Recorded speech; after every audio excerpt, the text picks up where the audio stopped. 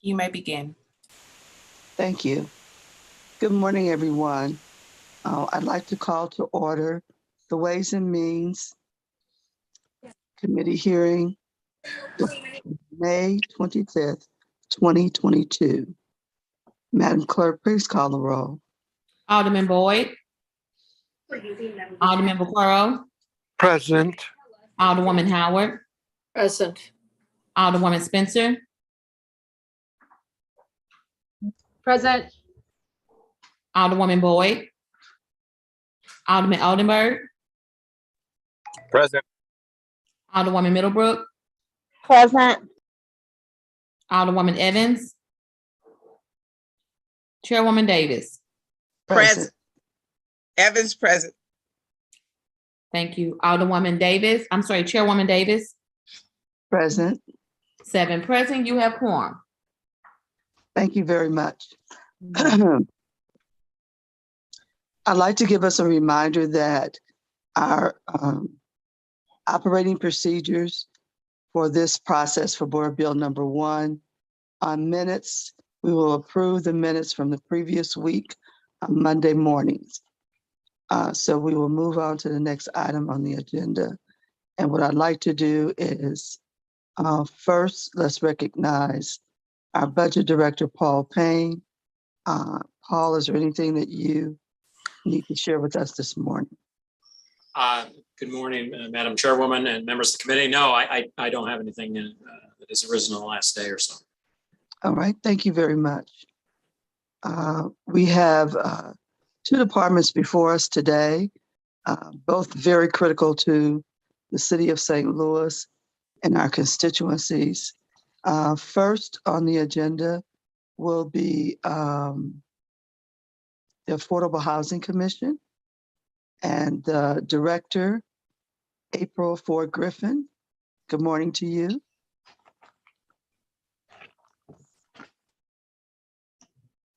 Okay, good morning. I thought that your controllers over there had to unmute me, but I was able to do it, I think. Can you hear me?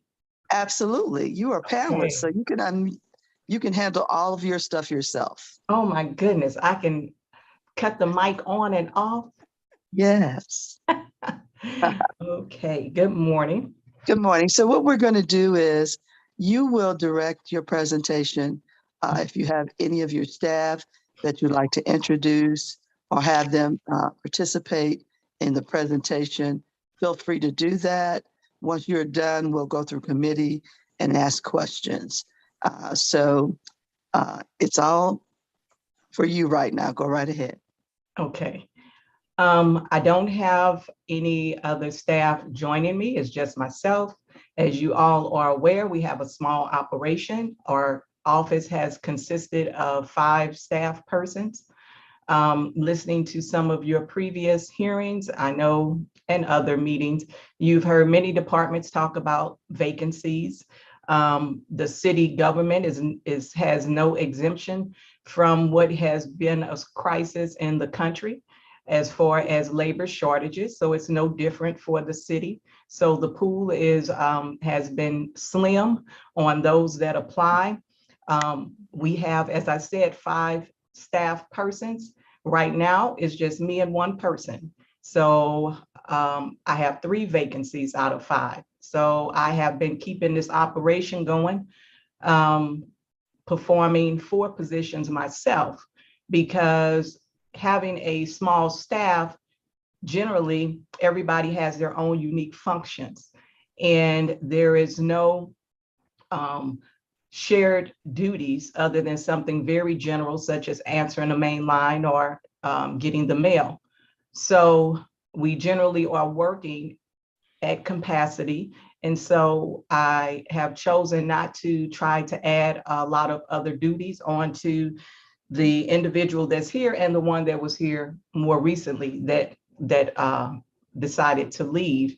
And so those duties are duties that I was able to learn and perform. That being said, I generally work about 10, 12 hours a day and weekends, and I've been doing that for a very long time. I am hopeful that this year we will be able to fill those positions, which is going to just take more recruitment through personnel and some other innovative efforts of theirs. And I won't get into a lot of that because you continue to hear that. My point is just letting you know that it's no different here. And it's even more critical when you already have just a small office, as we do. But things are moving, things are continuing to operate and flow. And so I also look at this as an opportunity to build a team that will be compassionate about the work that goes on here. And so I do feel good about having an opportunity to build a team that I believe I can work with well and that are committed and loyal to the mission and carrying it out.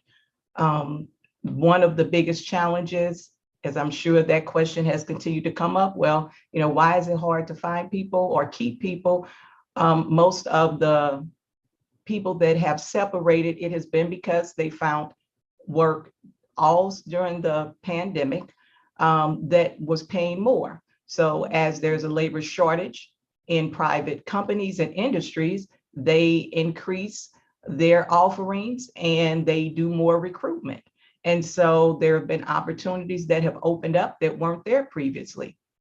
And it is very hard for directors and appointing authorities to get approval from personnel to give salary increases. I've tried numerous times and have not been successful. And so it is actually easier for me to start a new hire at an advanced salary than it is to give someone who is currently here and has been here for years an increase above the annual raise that they receive. And so that is the situation. I do have another staff person that was full-time that left for a better Payne opportunity, but she does still remain part-time. So she's a per performance. As you see, there is a per performance position in that I added last year to assist with the ARPA initiatives and contracts. But it was hard to fill that position because per performance pays you hourly and there are no benefits. So it's really hard to get someone that's qualified in that position that is willing to take it, that doesn't have another job already that provides them benefits, or is getting some benefits perhaps from previous career and they're retired and they still want to continue to work.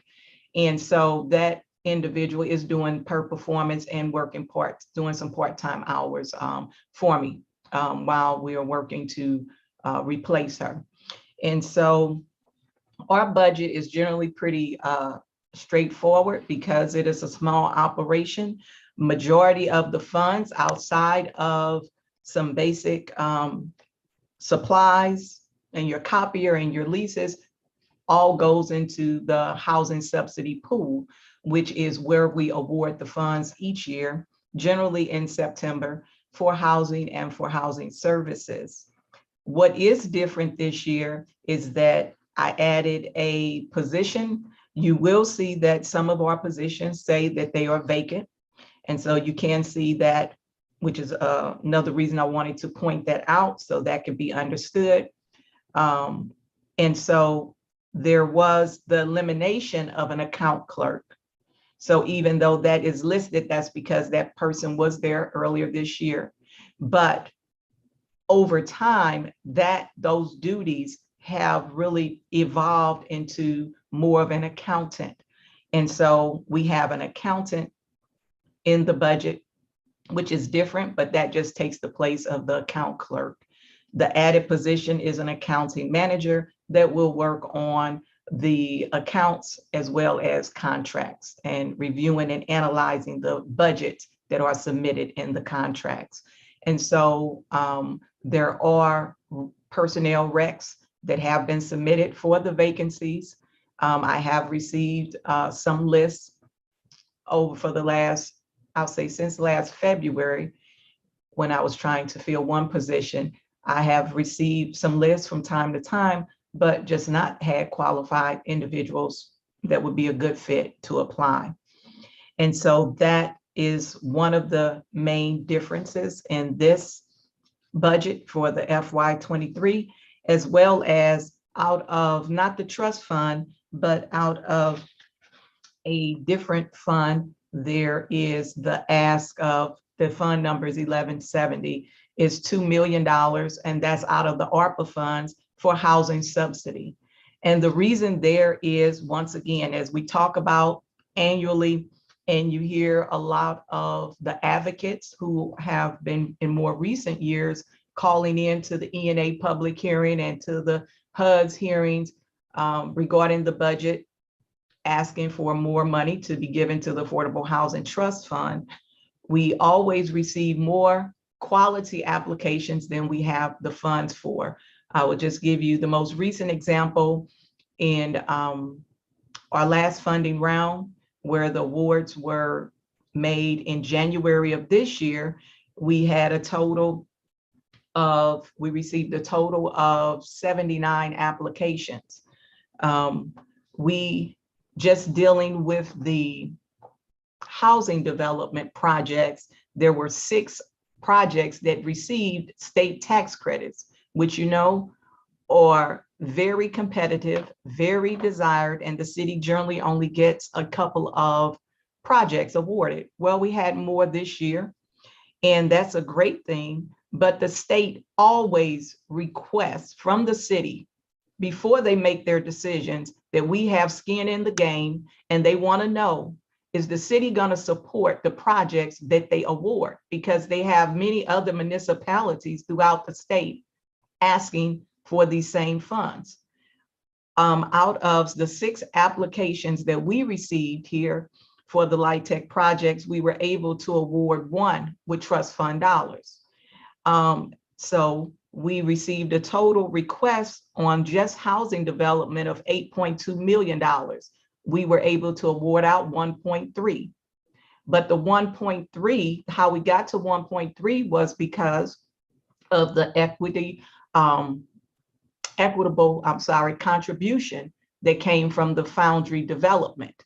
And so because that was coming, we were able to have a project that we awarded, but that is all contingent upon if those funds that could go for a housing development north of Delmar are actually awarded and appropriated to us. I think the ordinance was signed, the bill was signed and became an ordinance about a month and a half ago. And so we will be able to move forward. So then that would make 2 projects, but once again, only 1 that was able to be awarded out of the trust fund dollars. And so having $2 million, that the purpose and intent is for affordable housing from the federal US Treasury directions. And so that certainly is in line with what we do. $2 million can be easily spent when we open our round and start accepting applications this year. And that's just for creating housing, creating more housing. I'm sure you've received from some of the previous presentations and all throughout the years, your inquiry of the status of affordable housing. It is still a crisis in this country. And so there is a shortage of affordable housing. I don't think that that's a big sale to any of you. I know that you are aware. And so that is what has been added that's different, is the 2 million, asking for 2 million for the housing subsidy pool. On the housing services side, which also do support housing for homeless, transitional housing, housing shelters, emergency housing, home repair, home modifications, neighborhood stabilization programs. The total application request that we received for this past funding round was 7.4 million. We were able to award 3.4 million of what was asked. And once again, majority of the applications we receive are from credible agencies and developers. They are quality applications that if we had the funds, we could award them and bring some more housing units for low income and moderate income residents online. And so that is those are the 2 changes in our budget this year than it normally has from year to year. And I will stop there, Alderwoman, because I've said a lot with those two. So I'll see if you and others have any questions or any other specifics that I can get into. Well, that's a lot, I tell you. Well, we'll start with the committee asking questions. Alderman Boyd, are you with us now? Because everybody's gonna think that's what you did. That's what it's gonna look like. It's almost better. And they say studies show that this could add up to 6% of perceived value to your home. They call it the smile. It's Alderman Vaccaro? Nothing really too much. Just, I miss April being an alderman with us when we were back in the day, and I miss her dad. Like going to lunch with her, but they're lucky to have somebody like her there doing the job. So it's really my only comment. Good to see you, April. Thank you. Good to see you. All right, thank you. Alderwoman Howard? Good morning, Good morning. April. How are you? I'm doing all right, hanging in there. Yeah. I've We been missed- trained to work hard. After being an alderman for 15 years, nothing I've met nothing yet that's been harder than that. Ruffles So, your feathers, does it? I guess my question is, there's never enough affordable housing. I understand that. And then the transition of getting people, into housing that haven't previously been in that situation where they've had the need for affordable housing is a constant problem, and we need to deal with that as a city. And I know, your budget here is meager. Has there been any motion to award any of the ARPA funds to your department to maybe make a splash and expand what's available out there on the, in the long run? sure. And I can speak on that now as well, because I'm sure I knew there will probably be some interest there. I didn't know how much you had already received with report on ARPA for all the departments, but we last year you passed in a bill 5.6 million of ARPA funds to the Affordable Housing Trust Fund. And as you know, those had very specific uses. So that's what makes it different, a little different than what we generally are able to do. And so with those funds, we have awarded 2.5 million of those so far. There was 450,000 allocated for mediation. That contract was awarded. That work is going on currently with Conflict Resolution Center. They have spent about 75% of their award. And so, we have to monitor. We are getting reports. I report monthly to the US Treasury through this portal. I report to the city persons that report to the Treasury. Okay, so as every department that's received any funds has to do. So we report on that monthly. Okay, I have one question that attaches to that. I hate to interrupt you. When you talk about mediation, is that mediating people that may be losing their home or losing their apartment or their rental? Okay, the mediation is eviction prevention mediation. So that was the category. So the funds are to prevent evictions. And so these are right. So they provide free legal advice, help, mediation between the tenant and the landlord, and the help is really geared towards the tenant. Okay. Yes, and this entity did work and receive contracts due DHS of CARES funds, and then the stimulus funds that came after that. So they are very, very equipped and have process in place that they had already been operating under that was successful. And how long do you expect that to go on? Well, our contracts are until the end of November. So it'll go on, their funds will run out before then, but Mhm. we always do a year contract. So all of Okay. our contracts are for 1 year for the services. Mhm. And then you, Then we Go ahead. received 400,000 specifically for eviction prevention, legal assistance, which is once again, legal attorneys who are providing free legal advice and mediating, attending the court dockets, working with the judges, trying to assist those who have already had evictions filed and those who are in jeopardy of having them filed. And those contracts are with Legal Services of Eastern Missouri and with the Metropolitan Equal Housing Opportunity Council, known as EHOC. So those, we made those awards last year. And so we, moved as quickly as we can. I think that it's important that it's understood that you receive the money, but literally this is all new processes and procedures that had to be created.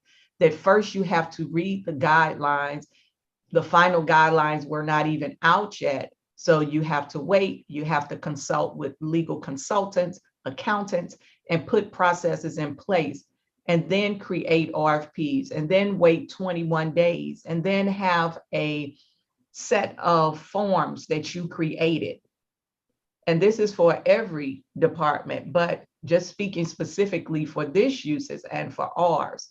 So that in itself, it takes time. It takes time to do it and to do it right. And nobody wants to be paying back the funds or get dinged because they did not do it right. And so then you have to evaluate the proposals, you're scoring them, on and on. And and then create the contracts. Well, none of that happens overnight, because in a government body such as ours and others, no one department has everything encompassed in what they fully need to operate and carry out their mission, all within the control of that department. That means in order for me to create a contract that is legal and binding and includes the regulations that have been set forth, the attorneys have to be involved. Well, they have any other number of things on their plate as well. So we don't have our own attorney here. So we have to depend on the city councilors and their consultants and wait until there are contracts that have been put together that include all these final regulations and rules. And then you go back and forth and you have to negotiate with the entity. Wait till they send you back the contract. Many times, more than not, there are errors and miscalculations in what they send us. So we have to go back over the budgets, have to have someone go over the scopes of work, and then go back and forth till that contract is right. And then I finally will sign off on it. But even once I get to that point, I send it to City Hall, to the city councilors, which then has to have time to review, then sends it to the comptrollers, then it makes its way to the city registers. After I've gone through all the other steps, once I deliver it to City Hall, it's going to be at least 2 months before I get it back. Okay, so I'm just saying that so you have an understanding of what the process really is, because it's important when the city employees, who many of them are already working at capacity, received no hazard pay, no increase for coming to work. I've had my staff back full time since fall of 2020. And we have been working, and then when you don't seem to receive an appreciation for how hard you're working, and that this process takes a long time to get through it, because you are creating programs and then implementing them. And then that doesn't even get to the actual them being started with the organizations, which some of them have to hire additional staff, because now they have gotten this once in a lifetime chance to be given additional funds, but then we're asking them to do it rapidly. How quick can you staff up? How quick can you increase your numbers? By how much can you increase them? And then you're being monitored to see if you do it. So all of that takes time. And so that's where we are. But we awarded our contracts last year, all of them. All of them have been executed except for the tiny homes, and I'll get to that because anybody who's been involved in construction and development, you know that you do not award a project and then they get out there and they start. Development projects, they could be a couple of years before a shovel actually goes in the ground because it's much that goes into it. But all of them are well on their way. And so the both of the contracts that were awarded for that 400, total of 400,000 are operating. We had $1 million for community-driven food production, processing and distribution. We only received 2 applications for that. One of them was Urban League, and we did make an award for 400,000. And so right now we are working on another RFP, and we will put that out to receive some more interest and see what kind of applications we get back for the remaining 600,000. But that those funds have been dispersed and they are working and well on their way with distributing the food, and that's food for free to seniors and to others that meet the low income guidelines. We're also awarded 250,000 for community outreach, which is street outreach. So literally organization goes out into the street with caseworkers and they go to the homeless and they do intake, try to assess them and get them to come and partake of some of their resources, getting them into some other type of temporary shelter until they can transition them into a more permanent housing situation. And so that was awarded last year. That those funds are being dispersed. That project has started. We also we received 2 million for tiny homes. We awarded last year 1 million to the Veterans Community Project. Right. So we are in the process of the way that development happens. We award it and then we start having discussions regarding getting down to the specifics of all the requirements and getting a list of what we call due diligence from the developer. When that developer submits all of their due diligence documents, which are necessary for you to start a project, making sure that you have apply for your permits, all your proper permitting, your drawings have been approved, they've gone through the Office of the Disabled, making sure they are ADA compliant, meet that compliance, so on and so forth. So once they get their list of due diligence to us, we are then ready to execute the contract. Those contracts, we work with Jackie Harris, who's an associate city councilor over here at CDA. She handles our legal documents and contracts on the housing development. So that contract has been developed. We've just had to work with the developer back and forth to get an understanding of how they will carry out the different phases, how much funds they have secured for which phases, talking with them and meeting about the NBWBE requirements, so on and so forth. And so those funds have been awarded, but we won't release them until we have all of the legal documents necessary. And then we will sign off on the deed of trust and the land restrictions and things of that nature. They will be building 50 tiny homes. And those homes are much different than the tiny homes that we have currently that are for the homeless. Even though these will be homeless veterans, they will have power in them with their own kitchen, their own bathroom and shower bathing facilities.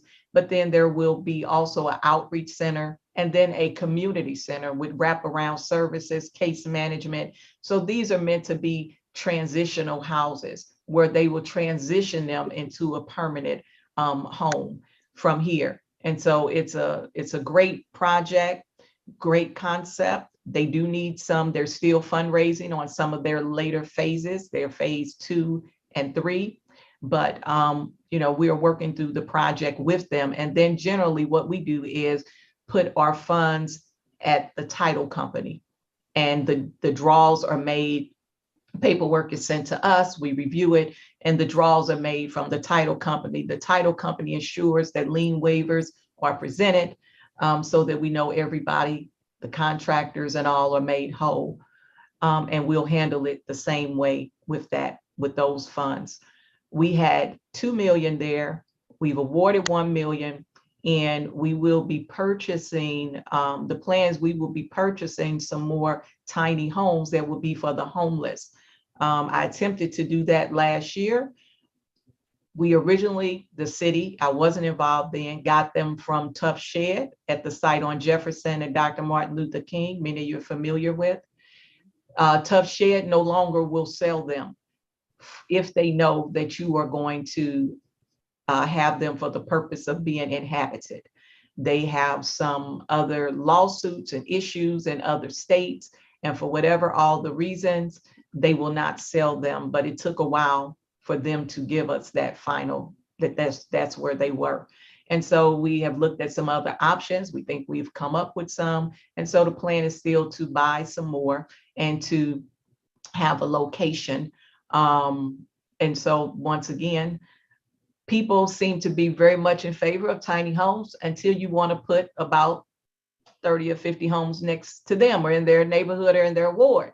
Then there's a problem. So it has been a challenge to have locations that can be supported. I think that what the recent conversations show is that communities are more favorable towards tiny homes than encampments. We have nothing to do with encampments, but we will be creating some more tiny homes. We would have liked to put them on Jefferson. I have walked the site with Valerie Russell. We did all that last year, so I know exactly what's needed there, how many more I could put, how much it costs, everything, but I could not buy the homes. So we have some more options to either have some stick built or to buy some others that have been done in multiple states. And so we're looking at that. But once again, wanting to be responsible, when you talk about spending $1 million or more on a site that your city doesn't own, that someone could cancel the contract on you at any time, you just have to look at all of that. And I certainly look at all of that from a perspective of how would that make the government body that approves the funds to be used for this way, for any and all of us look, if we did anything that would come back and be a real embarrassment later on. So I try to consider, all of those factors in making a decision. But we're working with the administration and the supply division, and I feel that within the next month or two, we will put out through the supply division some type of RFP, and I think they call it maybe it's a little different the way that the supply division handles their procurement. So I don't think they call it an RFP, but that's in general what it is, selecting a contractor where they can purchase anywhere from, we're looking to purchase between 30 and 50 more of the tiny homes that are for the homeless. And that's not the veterans, it's just homeless in general. And so that's where we are with the funds. We also had 1.5 million for public navigators. The only reason that was not awarded and put out when I did all the others last fall was because we have to work with DHS. Those funds were always for just the operations, not direct aid. So not paying the rent, not paying the mortgage or utilities, just to pay nonprofits for the operation to assist in filling out the applications with those who don't have the capacity to go online and fill it out themselves and submit the appropriate documents. So DHS always had the 12 million from the ERAP 2 funds. And when I say 12 million, they had the commitment. They did not have, last year, they did not have the 12 million. They did not have the 12 million beginning of this year. I don't know that they've received it all yet, but it was thought to try to better the process this time around. And so learning from past experiences. So one central portal has been created for the city and the county. The city and the county work together to create that. They work together on an RFP. They have secured the operator that created the software and is operating. All the checks will be cut from that one company through this electronic system. And so, and in that, they also paid for nonprofits that they have engaged locally, excuse me, locally to assist people in filling them out. So therefore, we did not want to be wasteful or duplicating or doing something, jumping out before DHS was able to do what needed to be done on their end. Since they had the largest pool of funds for direct aid, we had to wait until they completed their process and determined what it needed to look like before we could assess what's actually needed. And so they completed that. I think the portal is either live or will be this month.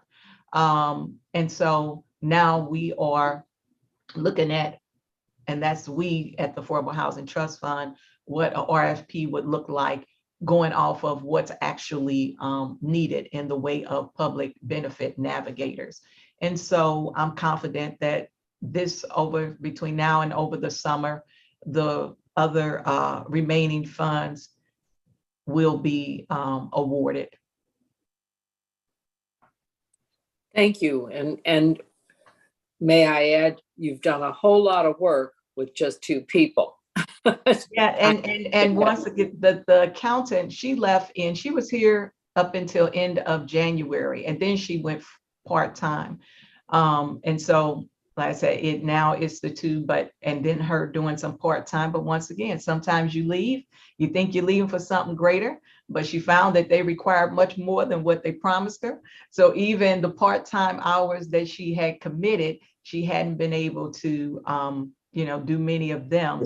But it has been a lot. And I would also like to make you aware that as we think about where we are with ARPA, remember that everything that we are tasked with doing has still had to continue to go on. So in the midst of creating all these new forms, processes, procedures, endless meetings, we have had doing the regular. Right. We still opened our annual funding round. I received 79 applications. I still had to evaluate all of those. We still had to make recommendations. We still got the commission meeting done, got them voted on, and are now been creating all of those contracts. And so all of that work has continued to go on in addition to everything I named for you that we've done with the ARPA funds. And that work must go on, because if we think that there are critical needs right now, if these nonprofits who are currently serving the people are delayed in establishing contracts and receiving payments to pay their staff, make their payroll, put out services, we cannot let any of that fall behind while we are focused on ARPA dollars and what other services can come with that. Because we know, even with what the data shows us, which we have a lot of need, but we have that need in spite of everything and all the efforts that are going on. So all of us, we're doing as much as we can. It is regardless of what's in the media or what people say, it's a lot of work going on. And I just want you to really know it's a lot of work. And city employees have gone through a lot. You have to remember, many of them have had COVID. They have had family losses. Everything has changed in their world. And when you hear negative feedback about what you're not doing or it's not going fast enough, that only hurts the morale that is already low in many of these departments. And all the money for administrative purposes, which was to hire people to assist each department that received stimulus money was taken out of the budget last year. When that bill was passed, all of the administrative money was stripped out. So we all received money for programs and no money that was specifically to hire people to assist us to carry this out. So everything it takes to carry this out has either had to come out of your current resources or you took it out of the funds that were supposed to go for the programming. It's very complicated, and I appreciate all that your office does. And hopefully we'll have better days where we can hire people and we'll recognize our employees and give them the latitude they need. But I appreciate what you've done, and we know it's a big job. And you mentioned you're partnering with the county on locating, I guess, transitional housing. Is that what the portal you were talking about, the computer portal? No, that was DHS, because that's who received those ERAP funds, which are the emergency rental assistance program.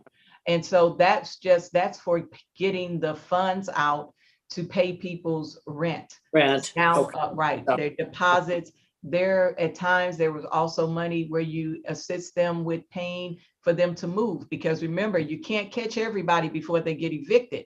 But when we do make contact with them, when they're in court, sometimes they do still have to move, but then we have funds to help pay for their moving costs and to get them into another location. They need their first and last month's rent, things of that nature. And so that's what those funds are for, paying utilities, rental, and mortgage, and that's all with DHS. And so there was a portal that was created with one application that the city and the county both use, and they all work with this one entity, and I think it's called Living Stories.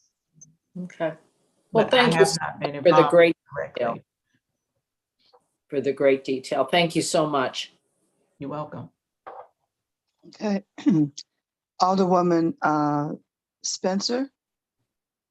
Thank you, Madam Chair. Thank you, Director Ford Griffin, for being here and for all this explanation and for the enormous amount of work you're doing with just two people. It's really disheartening to hear that we're unable to easily give our hardworking employees a raise, and bringing this issue to the forefront is critical to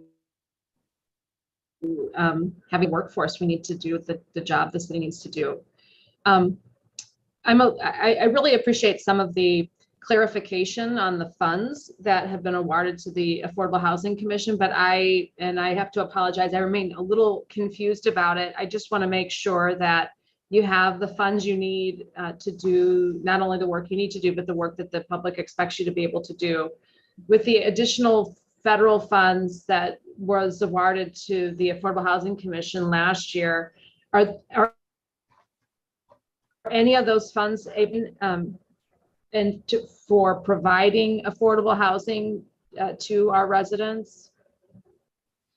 Not in general, no. So what was passed was, in your bill, you had $20 million that was for affordable housing that went to SLDC.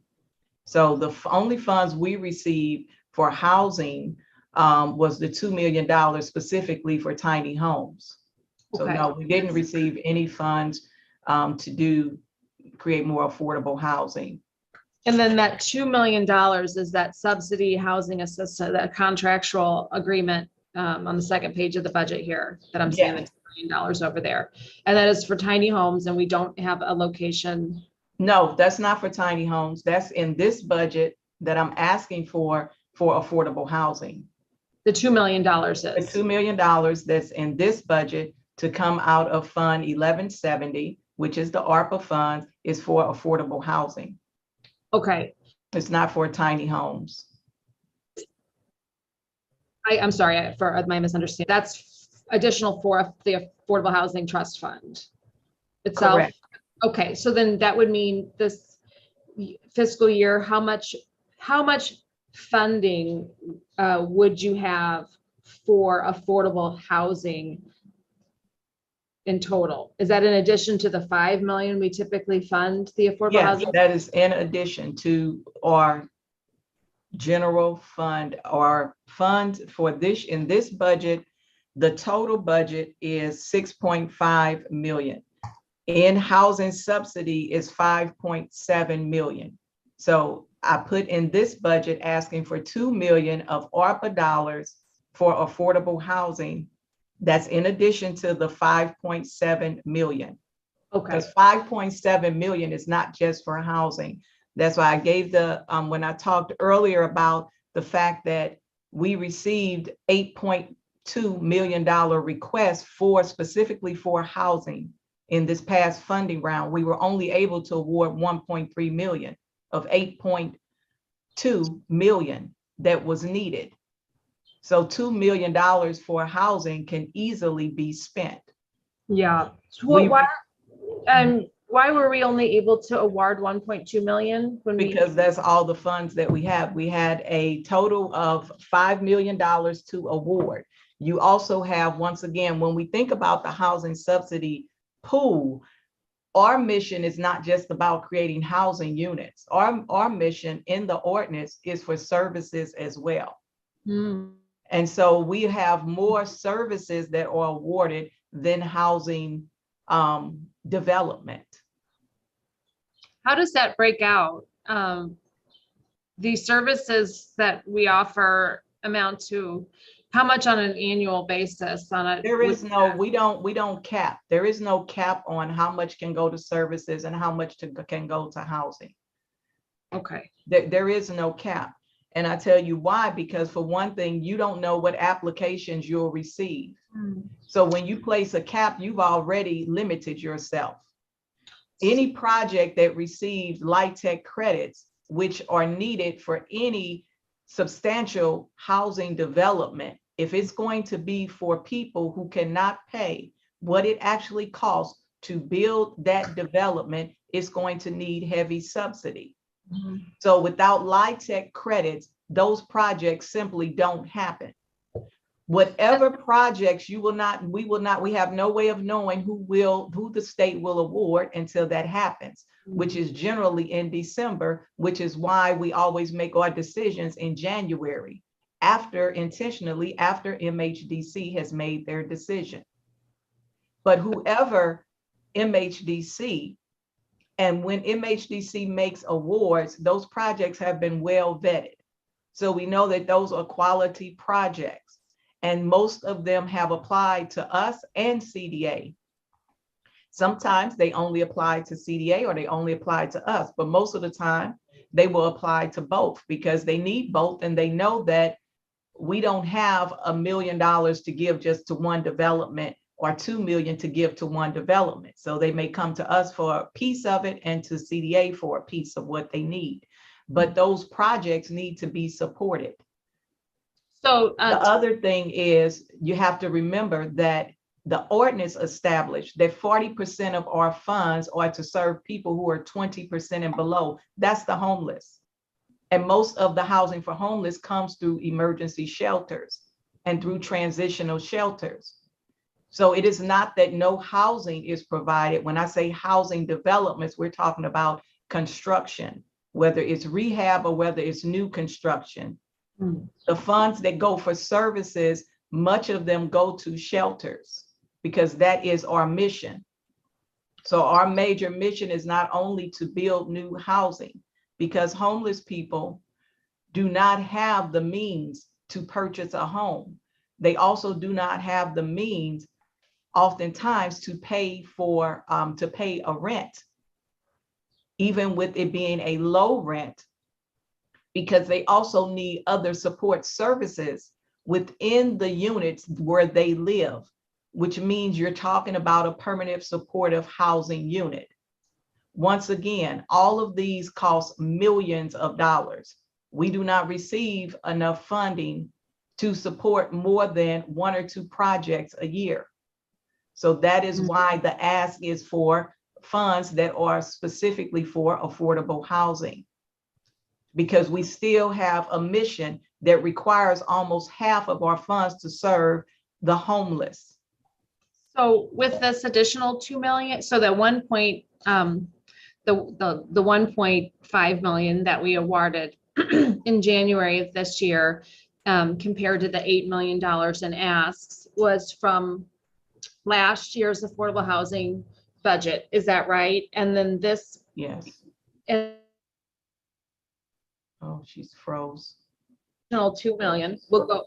Can I you froze. say it again? You froze a little bit. I'm so sorry. I don't know. I didn't, nothing's frozen on my end, but who knows with technology. So the 1.5 million that we awarded in January was from last year's budget. And this coming year, this coming cycle, will have the 5.6 million plus this, hopefully with this 2 million. So additional funds, and that will be awarded in January. Yes, For- unless it is that is, correct? we generally, Okay. yeah, we make our awards, we make the decisions, because once again, you gotta open around, we have to advertise it, we leave it advertised for 7 weeks, give people time to create quality proposals, then we have to have time to evaluate all of those proposals, so on and so forth. So yes. the And January- that's just for expectations of the public, these monies will be spent, functionally speaking, in 2023 in that round of funding. Okay, is that right? Yes, we opened around this year. The new budget will start July 1. We will open the round in September. We close it in November. We have decisions by the end of December. Our commission comes and votes beginning of January. And we always will award all the funds that we have. So whatever we have, we generally, at least since I've been here, we award them all, we put them all out there. Yeah, there's no doubt. Well, if there's anything that we can do to assist and be helpful in employee retention or recruitment, if there's any stone that needs to be unturned that this body can help you with, please don't hesitate to reach out. I think we're all very supportive of the work you do and the services that you provide our residents. I have no further questions, and I'm grateful for the opportunity to understand a little bit better about the budget for the Affordable Housing Commission. Thank you, Madam Chair. Thank you. Alderwoman Boyd. I have no questions. Thank you, April, for coming before us today. All right. Alderman Oldenburg.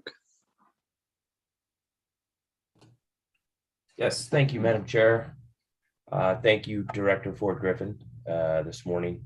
And I appreciated the explanation, because I think that does get lost oftentimes around the affordable housing industry, right? Supportive services are a major component of that. So funding those is in fact, many would argue, an extension onto affordable housing. Absolutely. For sure. So I do appreciate that that nuance and detail that you gave, because I think it's important that a lot of folks realize that.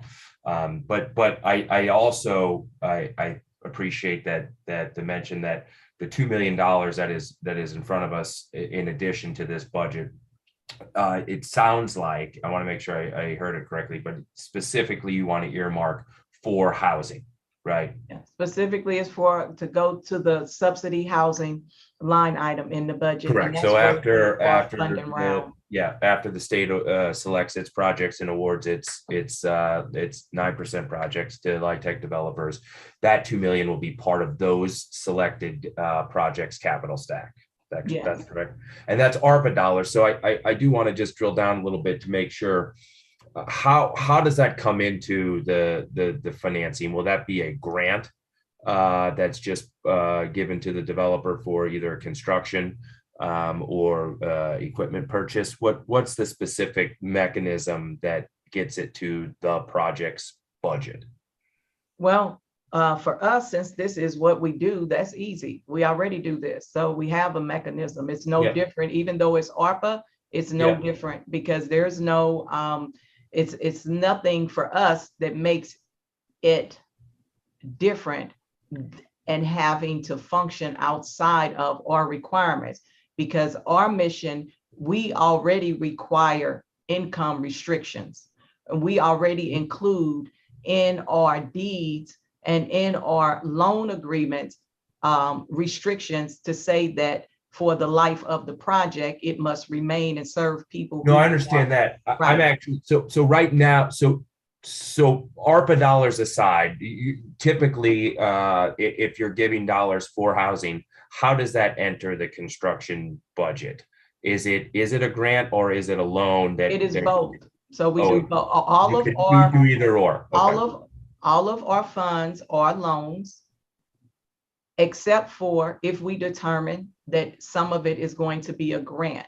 Generally, when it's a nonprofit that applies, Yep. and say if they are building something that is supportive of low-income residents, theirs will be a long-term loan that is forgivable. But they are all crafted as loans, and then in your legal documents and in our loan agreements that we establish, it spells out the loan terms and schedules. For them, it will say it's forgivable, and it's forgivable upon certain terms.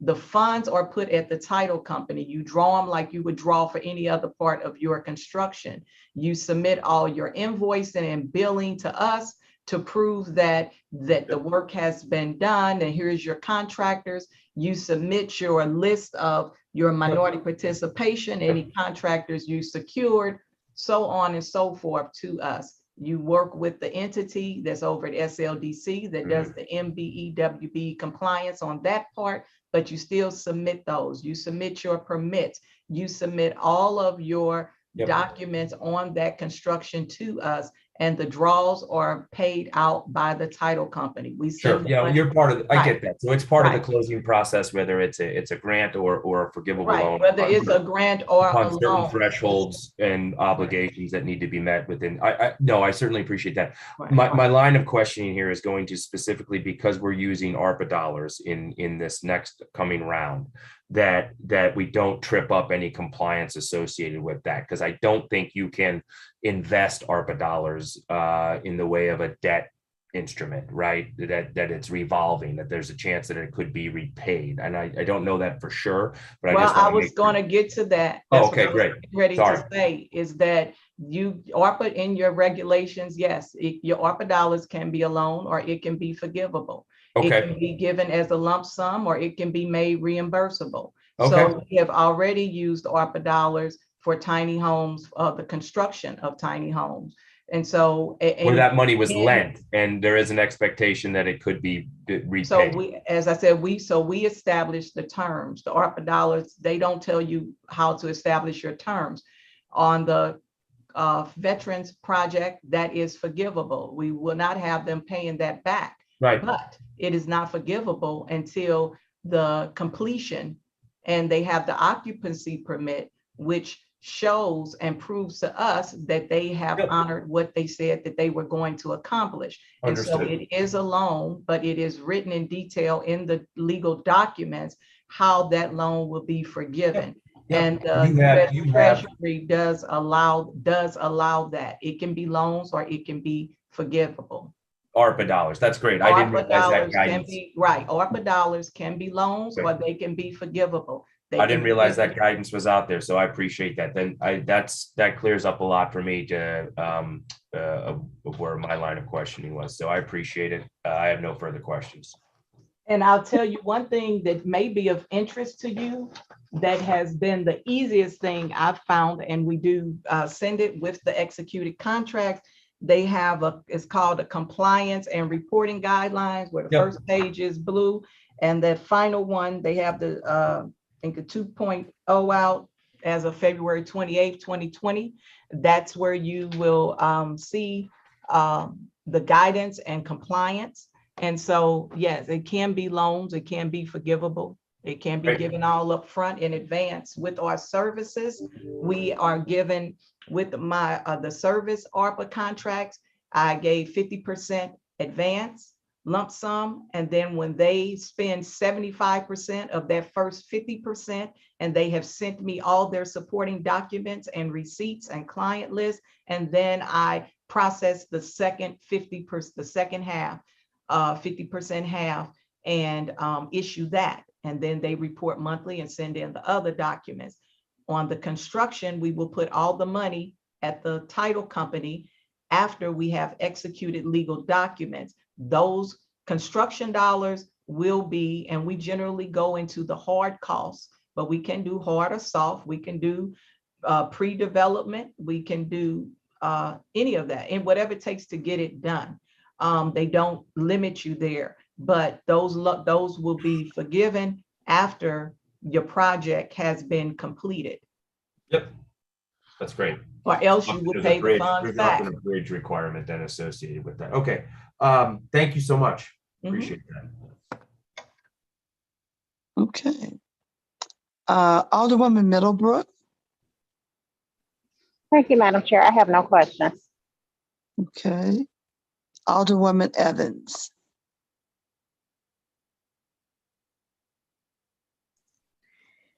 Thank you, Madam Chair. I don't have any questions. However, I just want to thank Mrs. Ford Griffin. You are to be commended for the service that you do. And being a newbie, it's been an educational as well as informative presentation. And you are to be commended. Thank you. That's all I have to say. Thank you, Madam Chair. Thank And you. yes. Okay. I see that Alderman Boyd has joined us. He's indicated he has no questions. For myself, I absolutely have no questions. The only thing I have is to give compliments to you, Director Ford Griffin.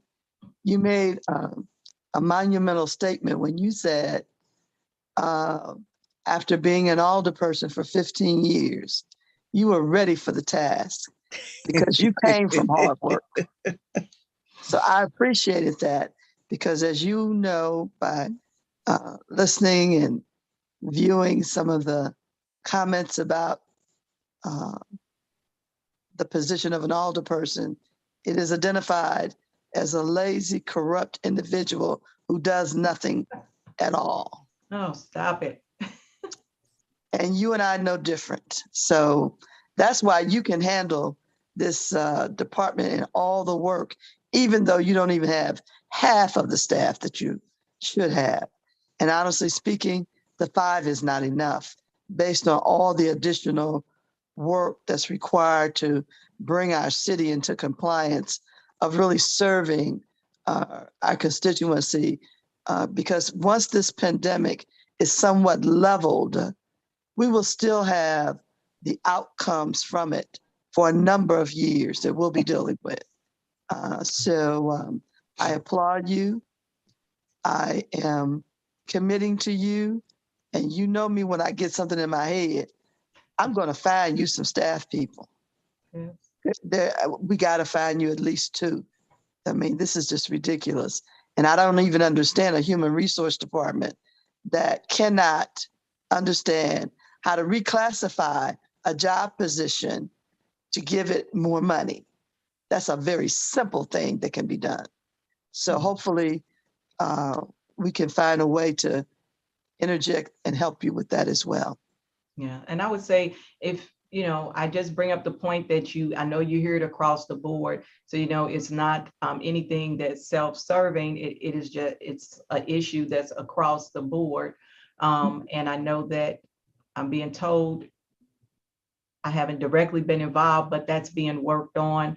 I know the administration has been working with personnel about the reclassifying, getting studies done, got to try to increase and come in line with what the pay is across all industries for all the positions. And it's much needed, because I can tell you, people I've lost, it was because they found other opportunities to make more money. Now I can also tell you this, it makes me feel good that I can say every last person that I have lost since I've been here have all tried to come back at some point. So when I say that, makes me feel good, because I feel that I've been a good manager and that I create an environment that was pleasant for them to work in and professional. And so, you know, that's all we can do. Try to treat people the way we want to be treated. And I think it's a benefit being on both sides of it. And we do it as the aldermen do. You know, we do it because that's what we have a passion for, and it's the right thing to do. So that's why I do it. Don't have to be asked, don't have to be made, but I know I cannot ask the same of my staff. No, That is not what they have signed up for. And so, you know, I do feel, once again, though, it also provides an opportunity of being able to set a tone within an operation and to make sure you get qualified people. And so that's what I'm pressing on with. And so I would just ask that I would have your support on the budget that's been presented. It's still very lean for all that we do and if you place a value on what we do and in private industries, how many people and how many funds go into it. It is one additional position. We also don't have a large office, so I think we have to be reasonable with, you know, how many people we can add and making sure they consistently have enough work. And so with the one position, and last year I did use the per performance, so I still have that. So I think we will be well when we just get fully staffed. And so I just ask for support of the budget that's been presented. We can easily spend the $2 million on housing and comply with all of the ARPA regulations within the infrastructure we currently have. okay. Well, I am very, very pleased with your presentation because you actually educated not only the committee, but the public that's viewing and exactly what your department does. And many people have had a misunderstanding about what the Affordable Housing Commission, what your mission is. You know, most people don't read anything and they just want to go by what they've been told. But I'm very happy that you clarified everything today. So thank you so much. And one last thing, Alderwoman, while I said we are here and we've been here for quite a while full time, but we do take the protocols very seriously. As you see, I don't have a mask on, but I am in my office with my door closed. When we are in our office, you can take your mask off. But if anyone enters, they have their mask on, you have yours on, and we rarely are entering each other's offices. But when we step out of our door and you're in the common areas, everyone has a mask on. We wipe down the high touch areas. I have a mail station set up outside the door that I did March of 2020 for dropping off mail and reports of the such and picking up, and our doors are closed. I feel very blessed that we were able to do that because we don't serve the public. We don't provide any direct service to individuals. We are strictly funders, and we do compliance and monitoring all through the year. So we were able to do that because whenever someone knocks on our doors, they're in the building, they've either been to Slate, looking for Slate, been to LRA, seen the sign on the wall says affordable housing, and they come here and knock because they're looking for housing. And so, and then we do keep a resource list that we try to give them or answer their questions. But we have not missed out on any part of our operations by having the door locked. And so our door stays locked, but we are in here.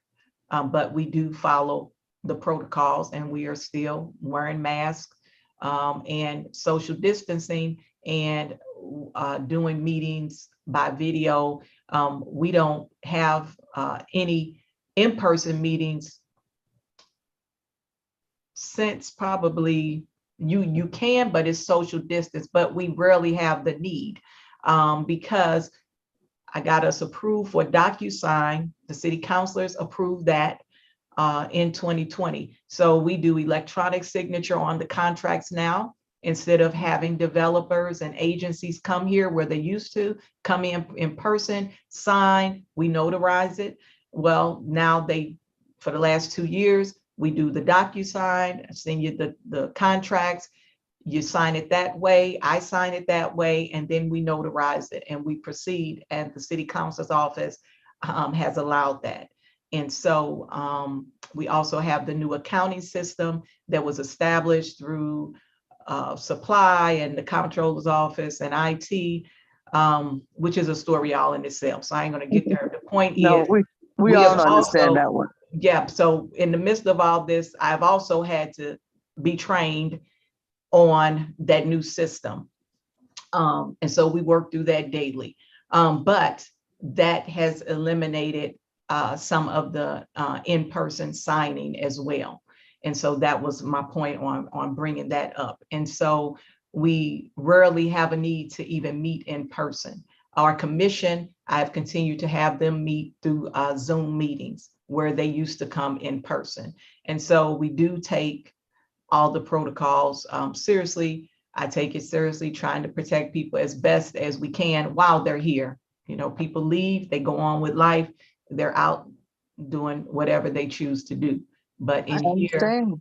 yeah, in here, we do still follow it, and we have been fine. We have been fine. Okay. Well, again, thank you very much. And I'll be calling you and working, we're helping you find some employees. Okay, Right? thank you very much. I Thank you. appreciate the questions that help me think about what all details to give, and any questions after this. Everybody, you know where to find me. I'm here, so you can call me, call my cell phone, email me, and I'll respond. Right. So I just Thank you. appreciate you and thank you. All right. Thank you very much for your presentation. Okay.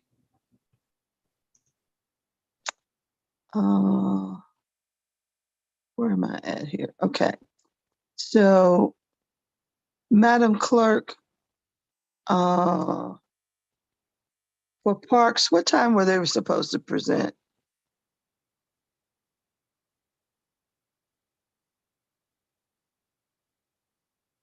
Yeah.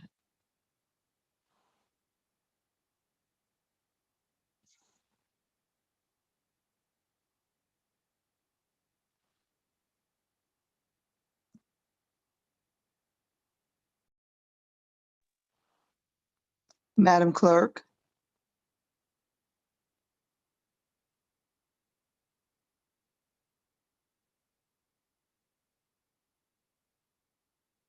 Yes, ma'am.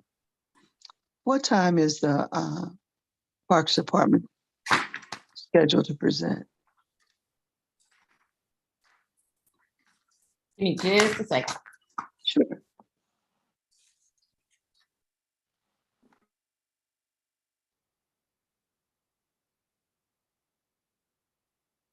At 10:30, according to what I have in front of me.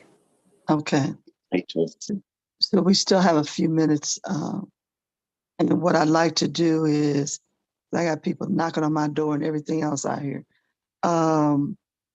Let's take a recess till 10:25. That's about 10 minutes or so, okay? And because I don't see all of them online right now. Because I know, it looks like the Commissioner Jankowski is on. So, but I can, if you want to take a break, then it's just for what, like 15 minutes, 14 minutes. Yeah. Oh, Are Alan we is, signing off then and then signing back on? I guess that's my question. No, you just keep everything live. Yeah, I see 2 people. There's their budget person. I just don't see the director.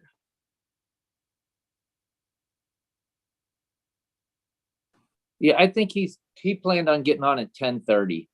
Yeah, So- that makes sense. Okay, Yeah, we're gonna take just a little 10-minute break here real quick, okay? that sounds great. Thank you. All righty, thank you.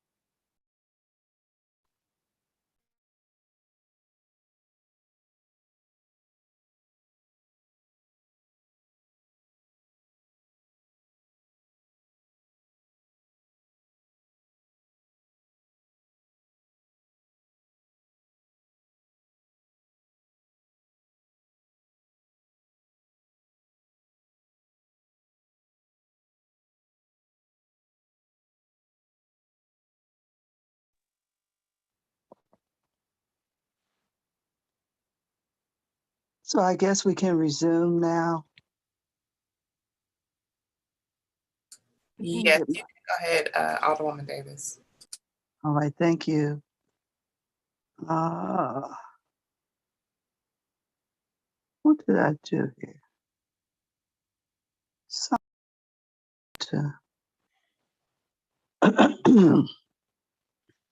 Trying to get my video back up.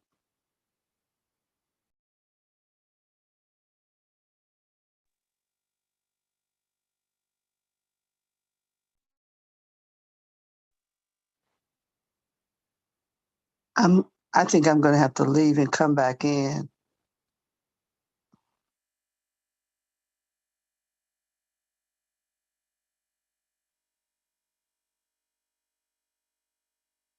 Yeah, I will.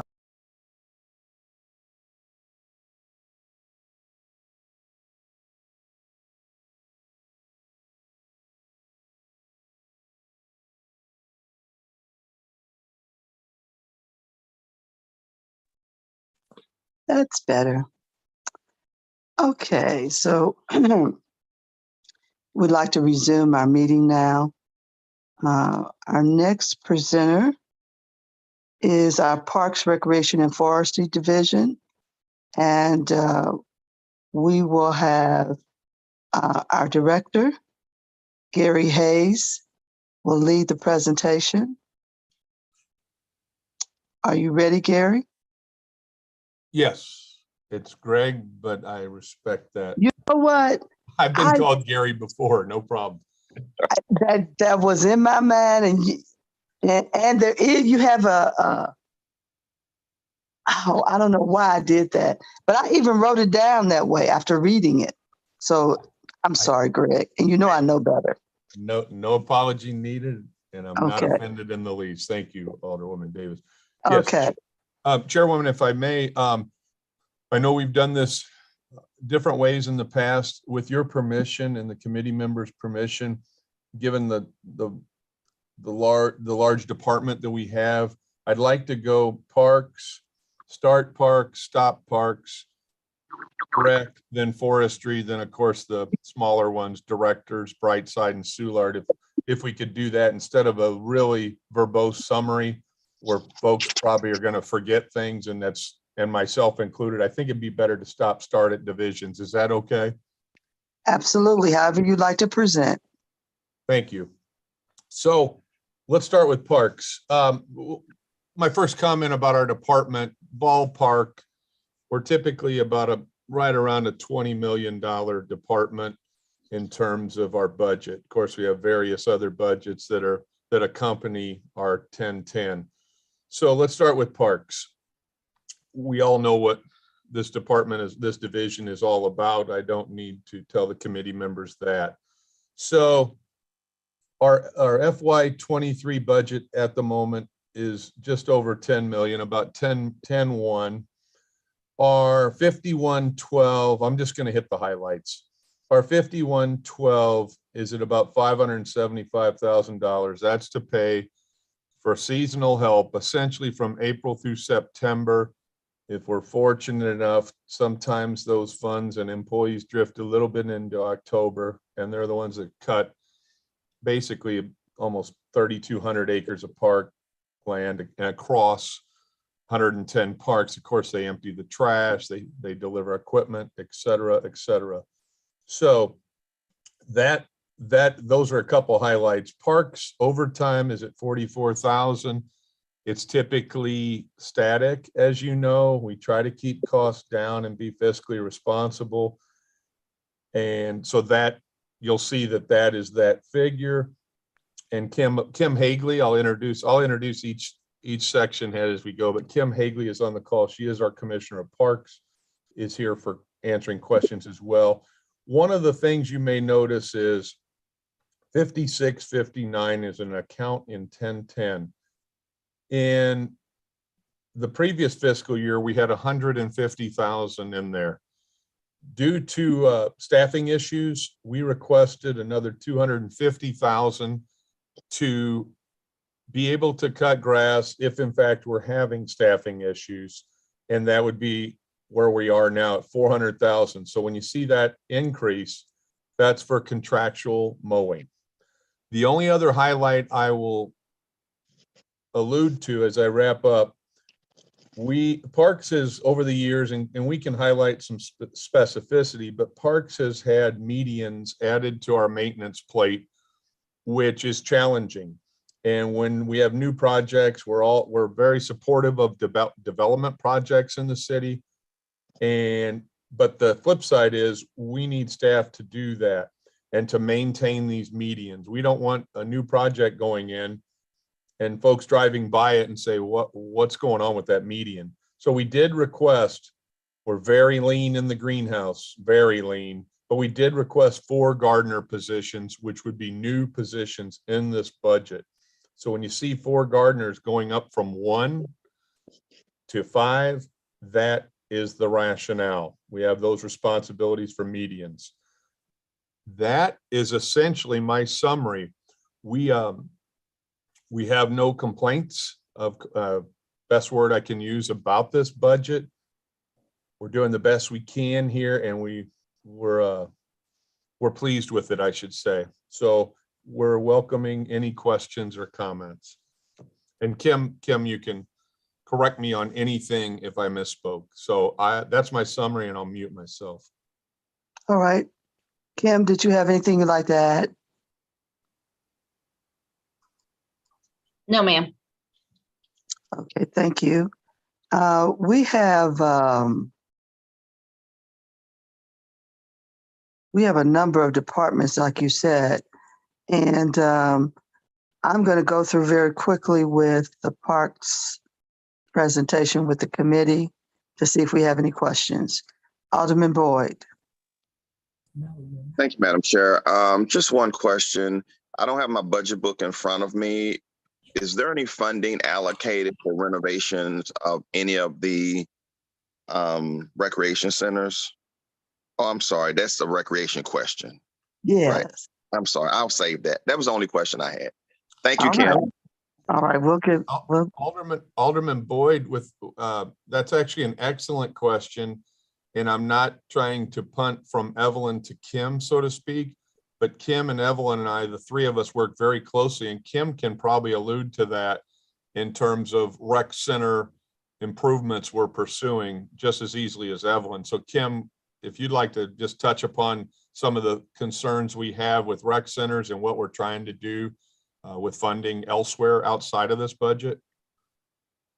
So normally we get about $500,000 for recreation center maintenance, which when you spread that across all of the rec centers that we have and all of the pools, that's basically an emergency account to fix what breaks.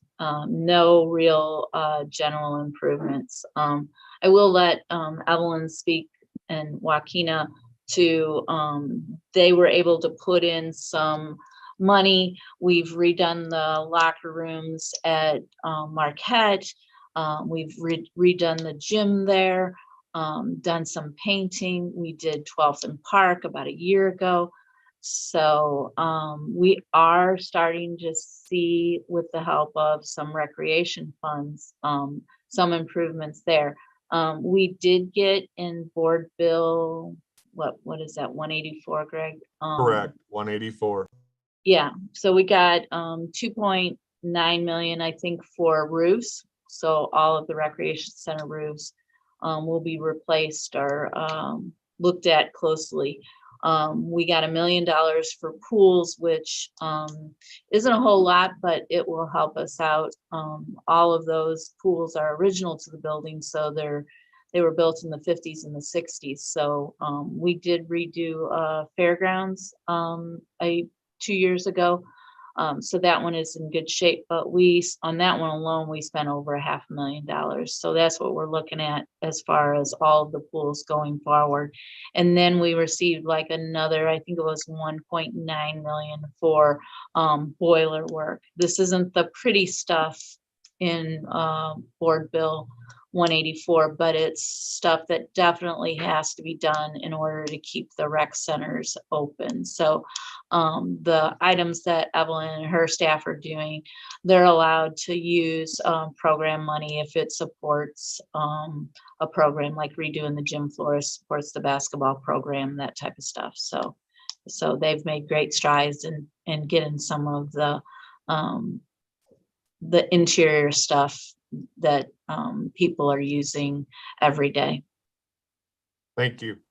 A quick question, just for clarity. So the maintenance of the recreation centers, whose responsibility is that?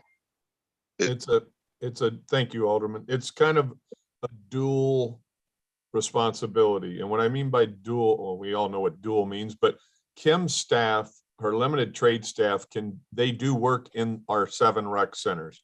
But when things like HVAC, electrical, lighting, boilers, those types of issues, they go beyond the scope. With all due respect to our team, they go beyond the scope, and then we engage Board of Public Service for those types of projects to contract out. So it's a team effort between BPS and Parks. We can handle painting, carpentry work, fixes like that, but if it gets significant in terms of the project scope and the cost, so to speak, then it's a BPS project. But Kim is afforded, when we're fortunate, $500,000 a year for emergency repairs. Okay, so I just want to be clear again. So if there was a leaky roof, if there was a broken window, that's on Kim. That's not on Evelyn. Yeah. Yeah. So Okay. Alderman Boyd and Greg, the question is mainly about recreation centers, not parks. So could we have Evelyn speak about recreation centers? Sure. Yes, of course. Yeah. Okay. Thank you. To answer, thank you, Chairwoman. Hopefully I'm unmuted. Yes, you are, dear. Go right ahead. Okay.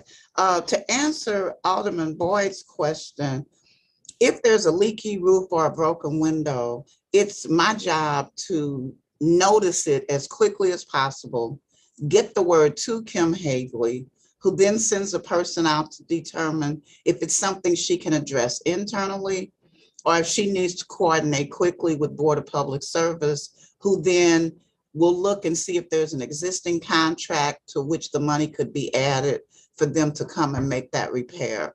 So it's really, we have excellent teamwork as far as communicating when we have problems. Kim gets somebody there, Rich Bradley gets somebody there, because little problems over time become big problems. And that has to do a little bit with where we are now. So much of this is deferred maintenance. And on your own home, if you don't do the necessary maintenance each year, the next year it's a bigger hole, a bigger problem, a bigger leak. So that's where we are. In terms of the recreation programs, we're doing well. We are, it's hard to say satisfied with the budget, but we really are. We feel we can work with this.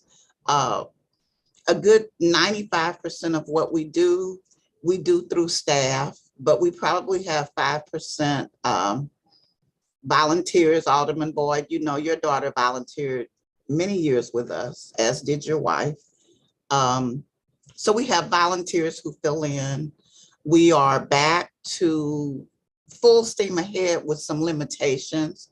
We start our summer day camps on June 6th, and we're limiting each day camp to no more than 50 participants, 2 5-week sessions. So theoretically 100 participants. And if the second session doesn't fill up, then one child can repeat. We also are having better communication with St. Louis Public Schools to see where we can be helpful and where they can be helpful. We're also, for example, this year we got honored by Redbird Rookies with the Cardinals for our participation and our follow through. They presented us with a check. Once again, we had dance teams in the May Day parade. So we're moving forward. And we like to think of ourselves, because we're not serving 1 in 200 children in day camps as we did in the past, we're throwing our net not wider, but we're going deeper. We're able to build more relationships with the youth, to pursue some of the things that they're interested in. We also have requests for proposals through the ARPA funding, which we are into our second round now. And we spread them through the rec centers so that no one rec center has all the different vendors, but we invite the vendors to tell us what they can do. And then we meet with the center directors to see where it will work the best. May I add something, please? Yes. So on the Capital Committee, we did identify major needs. I believe it was for 4 recreation centers, or it might have been 5. And so, Alderman Boyd, when we passed the board bill for the bond issue that recently passed, there were funds in that for the recreation centers. Okay, I have no further questions. Thank you, Madam Chair. You're welcome, sir. Alderman Vaccaro? Yeah, I do. So, and it's for Kim. Kim, I mean, I guess my concerns are all the money we keep putting in the park, but nothing happening because no staff. And we're getting into the season, like at Tillis Park, where there's still apparently a water main break and problems finding anybody to fix anything. What's going on with any of that? I mean, we're going to get in the summer. The parks said they can't provide porta potties since there's no water in the park, that there's no funding for that. Yet we got people taking their kids behind buildings to go pee. I think that's a little bit on the ridiculous side. Can you update us? I mean, are we still looking for people? Are we that broke? Does this need to be a news story? I mean, I'm trying to be good about it, but I'm certainly getting stepped on a lot, and people are saying, look, we pay a lot of taxes, and they're tired of the excuses, whether it's forestry or whatever, and people are just burnt out on excuses. We don't give them excuses for paying their taxes. So what's the story? Where are we at on some of this stuff? And did we ever get people yet? What's going on? And the water main thing in Tillis Park. What's going on? So I can speak to that directly. That water main happened over the winter. We actually, it was probably, early March when it happened. And I put the money aside for it. It went to the Board of Public Service, and like anything else, there's supply chain issues and staffing issues on their end. But we also have a new accounting system. So all of that went into effect on March 1st. So it's been a combination of all of those things. As far as not being able to put a porta potty there, right now I'm out of money with in that line item in my budget. So I would say by as soon as we get the budget go through, I'll have the available funds to do that, to put one in there until it's fixed. Well, you're talking July. So summer will be half over. I would imagine if we make this a news story with the TV stations, which I'm perfectly willing to do, they'll find the money. I think it's ridiculous that to tell kids you go play in the park and families, and we're not going to provide a way for you to use a bathroom. I mean, Kim, I'm sorry.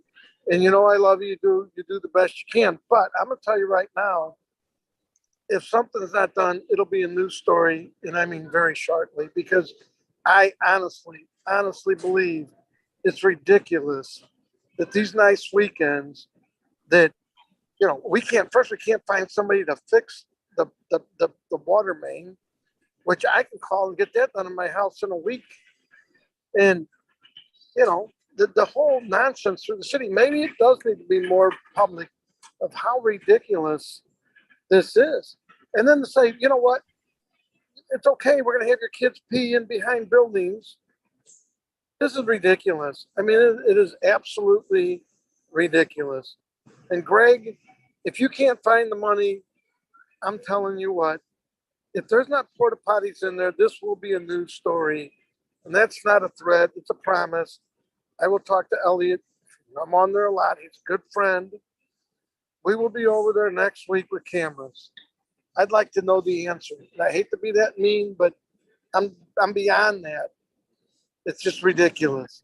Alderman Vaccaro, Alderman Yeah. Vaccaro. May I make a suggestion to you? Oh, I've called them, if that's a suggestion. May I was just asking, may I make a suggestion to you? Sure. All right, thank you, sir. So I have a park that does not have a comfort station to be broken. But what I've chosen to do is, for the expense money that we are given every month, I pay for a porta potty to be in the park. So, and it's only 110 a month. Well, I would think that the Parks Department could afford that. I'm not there. I pay my taxes the same as everybody, and we put a lot of money in those parks. And I appreciate it. I'm glad you pay for that. And if you want to pay for some over in our parks too, I'd be happy to. I'll have one there tomorrow. I'd be happy to. If that's what you would like me to do, I'd be happy to do that. If you want to pay for porta potties in Tillis Park and hand washing stations, God bless you. I think it's the Parks Department. We're going back from March. We're talking, well, we can wait till July and put some porta potties in there. I'm sorry, Madam Chair. It's not on us. So what are you going to start doing? The tree trimming in my neighborhood too that's not getting done? What about the grass cutting? Sir, I'm be on page 1. I just made a suggestion. You're talking about 1 month. That's all I was making a suggestion. That's all. Well, I would look for the budget from you then. I'm glad to see that the chairwoman's going to pay for bathrooms and everything in my parks. Alderman, since you referenced my name, so is Tillis the only issue you have with the restroom in any of your parks?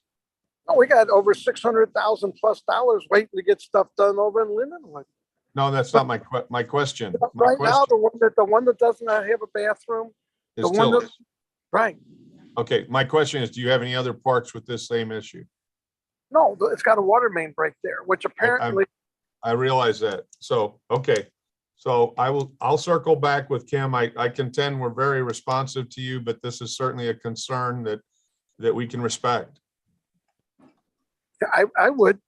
I mean, because again, when you got little kids peeing behind the bathrooms, and you got not only little kids, you got adults that are going behind the handball courts,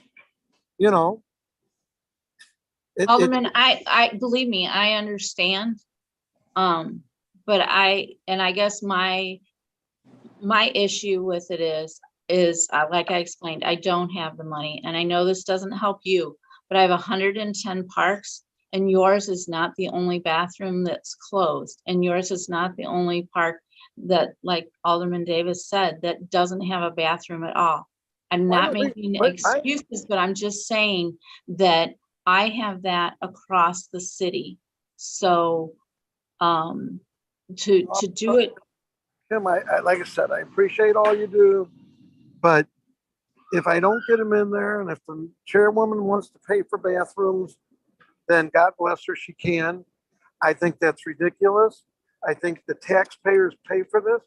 And Greg, you should circle back with her, because if I don't have bathrooms in there by next week, you'll be seeing it on the news, and then I'll bet somebody will actually put bathrooms in there.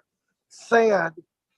It's sad that we have to go to that means, and why the public has to go to that means to get simple things done. I mean, it's almost become a joke at Lindenwood Park on the stuff, but I'll get beyond that. But when I got people peeing behind a racquetball court and taking, you know, it's unsanitary, you know. Anyway, I hope to see bathrooms in there. I don't care where they find them.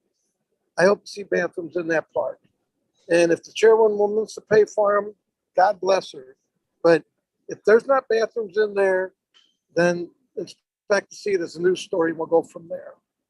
And I burnt out on this stuff. I'm the one that catches all the grief. I'm the one that has to run for election, not you. You know, you only got to hope that the mayor's happy with you. I have to worry about a whole neighborhood, just like every alderman. And we look bad when we have to sit there and keep telling the public over and over and over again, gee, we don't have help. We don't have this. We don't have that. But don't pay your taxes. And not only will we fine you, we'll take you to court. We'll put a lien on your house. Why can't we give excuses then? Oh, it's been kind of a weak year. We don't want to pay all our tax. We don't have the money to pay them. We don't take excuses, but we sure the hell give them. I inspect these things. Alderman Vaccaro, I have allowed you to be off topic for a little while now. So jump off. Wrap it up, sir. I am glad to hear you're buying bathrooms for my neighborhood, but I think that's crazy. Bathrooms and the hand washing stations. I think it's crazy. I think the Parks Department should do that. And I'll look for later this week. If I don't have them, I'll go the other route. But thank you so much. You're welcome, sir. Thank you. Alderwoman Howard. Thank you all for being here. I won't threaten you or ask that you jump through any hoops, but I appreciate your time and explanations for these things. And we all have glitches, and good help is hard to find right now. So thank you very much. And that's all I have. I have no questions. Thank you. All right. Thank you. Thank you. Alderwoman Spencer. Thank you, Madam Chair. And thank you, directors, for being here today and for the work you do on our parks, some of the best parks in the world we have here in the city of St. Louis. I share concerns about the bathrooms, but I also know that you can't produce porta potties or staff out of thin air. Is there anything, do we need additional line items in the budget for porta potties? We are here to discuss your budget, and if there is no budget for a porta potty, then you can't necessarily produce one without us coming to the table and helping you. So tell us what you need to be able to function at the capacity that we and our residents expect our Parks Department to be able to do. Thanks, Alderwoman. Kim, given that you said, and we talked about this week, about being out of money in that particular account, feel free to let Alderwoman Spencer know what you're thinking and definitely answer her question in terms of porta potties. If there's a need, we'd like to be able to consider it so that we can get you what you all need. Certainly, having bathrooms is important in our parks, but obviously we can't expect our Parks Department to be able to furnish something that we do not fund. Right. Correct. So if we looked at line item 5338 in that 1010 budget, you would have to do what Alderman Vaccaro asked fairly across the city. You would need that number would have to be about $18,000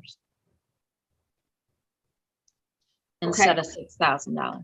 Well, let us consider that, Madam Chair. It's a small expense, all things considered. I'm glad we can come to some solution without involving Elliot Davis. That's all. As much as I love Elliot.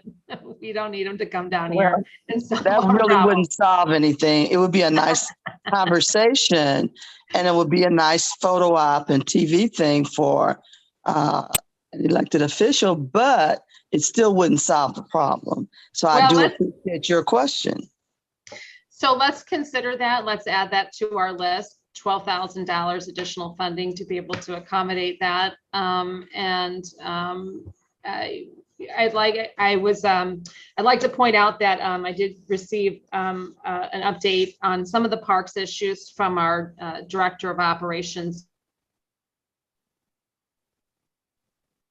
for the work that you all are doing to try to open the pools this weekend despite staffing issues across the board. So thank you for that, and I appreciate that. We're also continuing to look into redoing the fencing of our 3 outdoor parks, an important measure, I think, in making our parks and our pools look more inviting to our communities. And with that, I have no further questions. I'm glad you all are happy with your budget, and I hope we can find an additional bathrooms distributed more equitably across our city. That's all I have. Thank you, All right. Alderwoman Spencer. All right, thank you. Alderwoman Boyd. Thank you all for coming.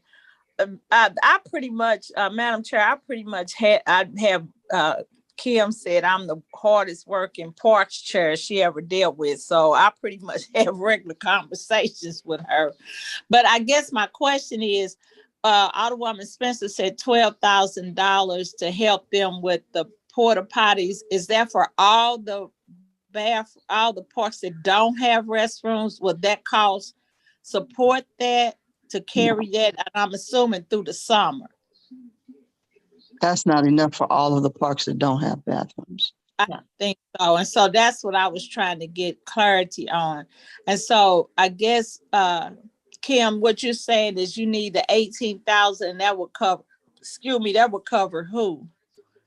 That would cover parks that have comfort stations that aren't operable yet. So last year when we had our meeting like this, I know that was something that came across. So we're taking a hard look at all of the restrooms and all of the parks that we currently have, doing an assessment on them and seeing what needs to be done to bring them up to speed.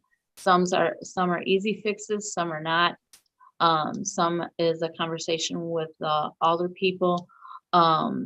So that's the reason, like I said, we're taking a good hard look at that. But if we did a I would have to go and check. If you did a porta potty in every park, which is 110 times, if you just put one in each one times, we normally open bathrooms middle of April through the end of September, when seasonal staffing comes on and goes off. So yeah, I mean, if you were looking to do every park, it would have to be much more than that. I'd have to do some calculations. Okay. Alderwoman Boyd? I'm sorry. Go ahead, Greg. Sorry, at the risk of reiterating what Kim just said, just for clarity, and I think she cleared it up, but just to make sure, we can tell you, and I think we did last Ways and Means in 21, we told you all the parks that have bathrooms, and some have, whatever they have, more than one, given the size of them.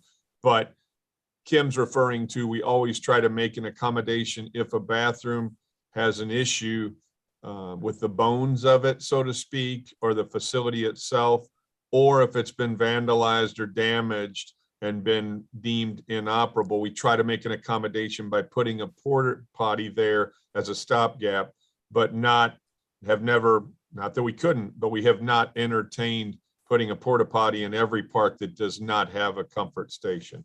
So I think that's what she said. I just want to make sure we try to make those accommodations. And some events obviously do events in our parks, and they do their own porta potties at times. Right. And I think in Parks Committee, and I did kind of talk to you all in regards to giving us an update on where we are, because I know you all were already behind before the season ever started with getting bathrooms up to order. And so it just seems like your department, as other departments in the city, have always been working on the short end. So I just wanted to know how much you actually are needing to bring. And I know you can't do all of them, but let's just say 50% of them, to say this is what we need that has the concession stands. And then we look at, how much that would be for us to try to bring those up to par.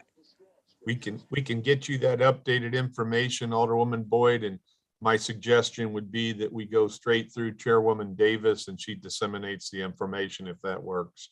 Yeah, that would be fine. I appreciate it. Thank you. I thank you all for the work that you do, because you, like other departments, are staff strapped. I wanted Alan to know I've been sending in to CSB the compliments that we're getting in regards, and I don't know if because I had an internet problem, so I don't know if he has spoke yet, but we've been getting a lot of compliments and for how they're cutting the grass and picking the grass up. And so I just wanted to make sure that he knew the people in the ward really was appreciating the work that they were doing. That's kind of you to say, kind of them to relay, and it's certainly better than the contrary. Yeah. So thank you all very much. That's all I have, Madam Chair. All right. Alderman Oldenburg. Yes, good morning. Thank you, Madam Chair. Kim, Greg, Evelyn, Alan, thank you all so much.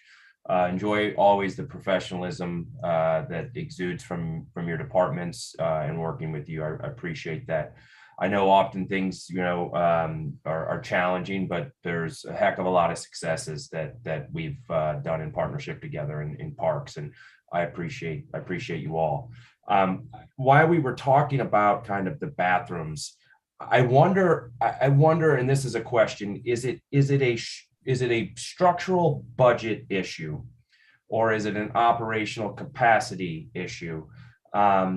Kim, you mentioned that the bathrooms are typically open from April to September.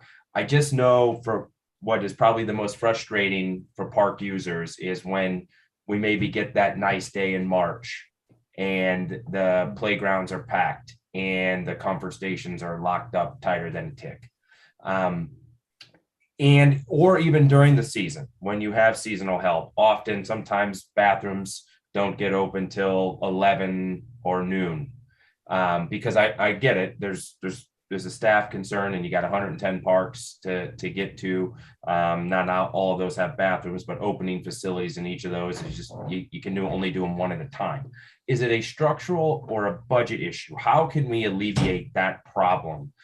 Is it simply just more staff that can get to opening bathrooms and restrooms and or comfort station facilities more frequently? It's a combination of things, like I said, last year we were directed, and rightly so, to look at those bathrooms. So we're doing an assessment of comfort stations that are existing. Some of them just have what I consider to be minor, that our staff can handle. But the issue that I have is I have 2 plumbers. So I have 2 plumbers for 100 and something bathrooms.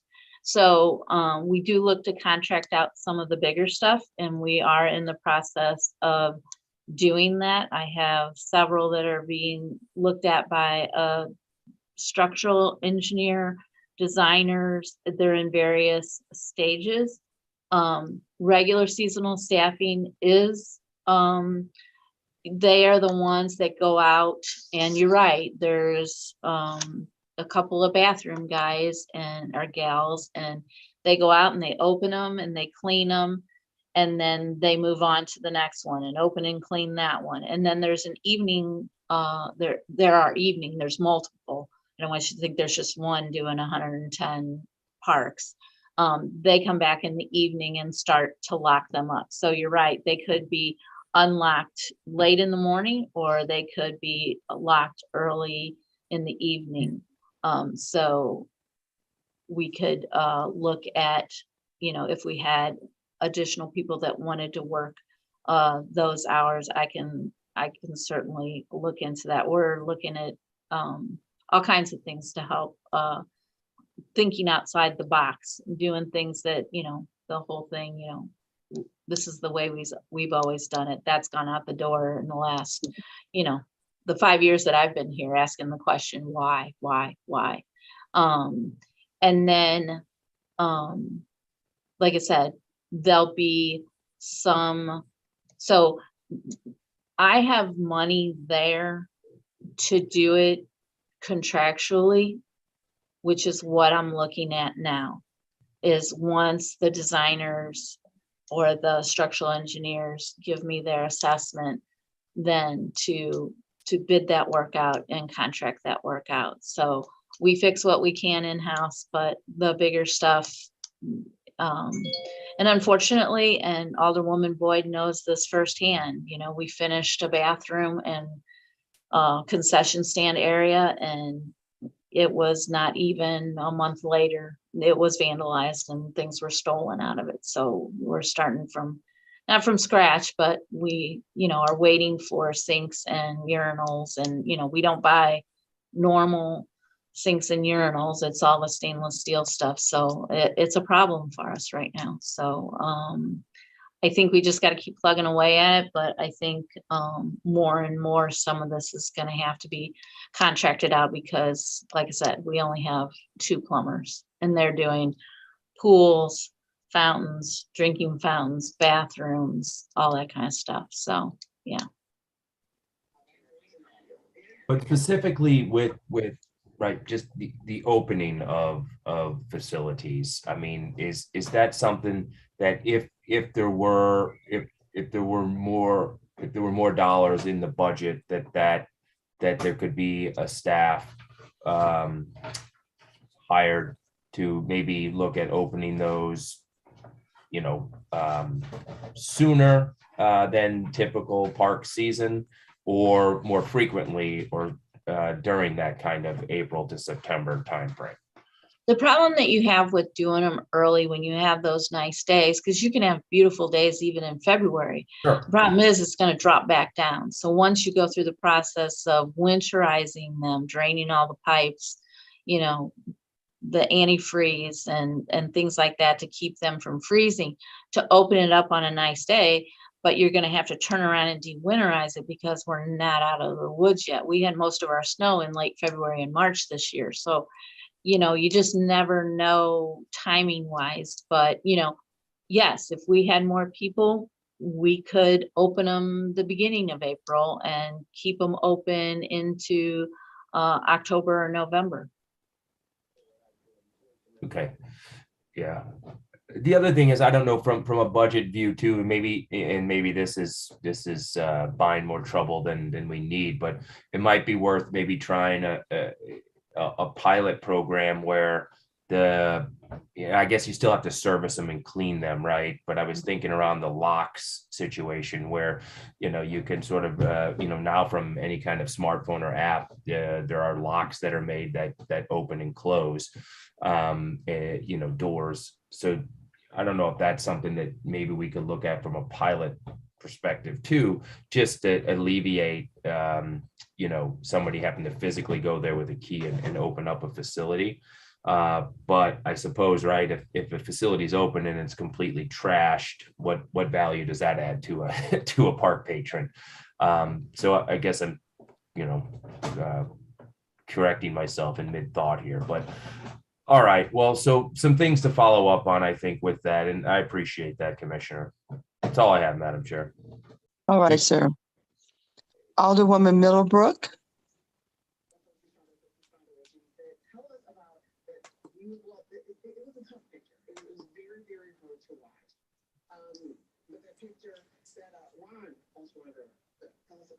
Alderwoman Middlebrook.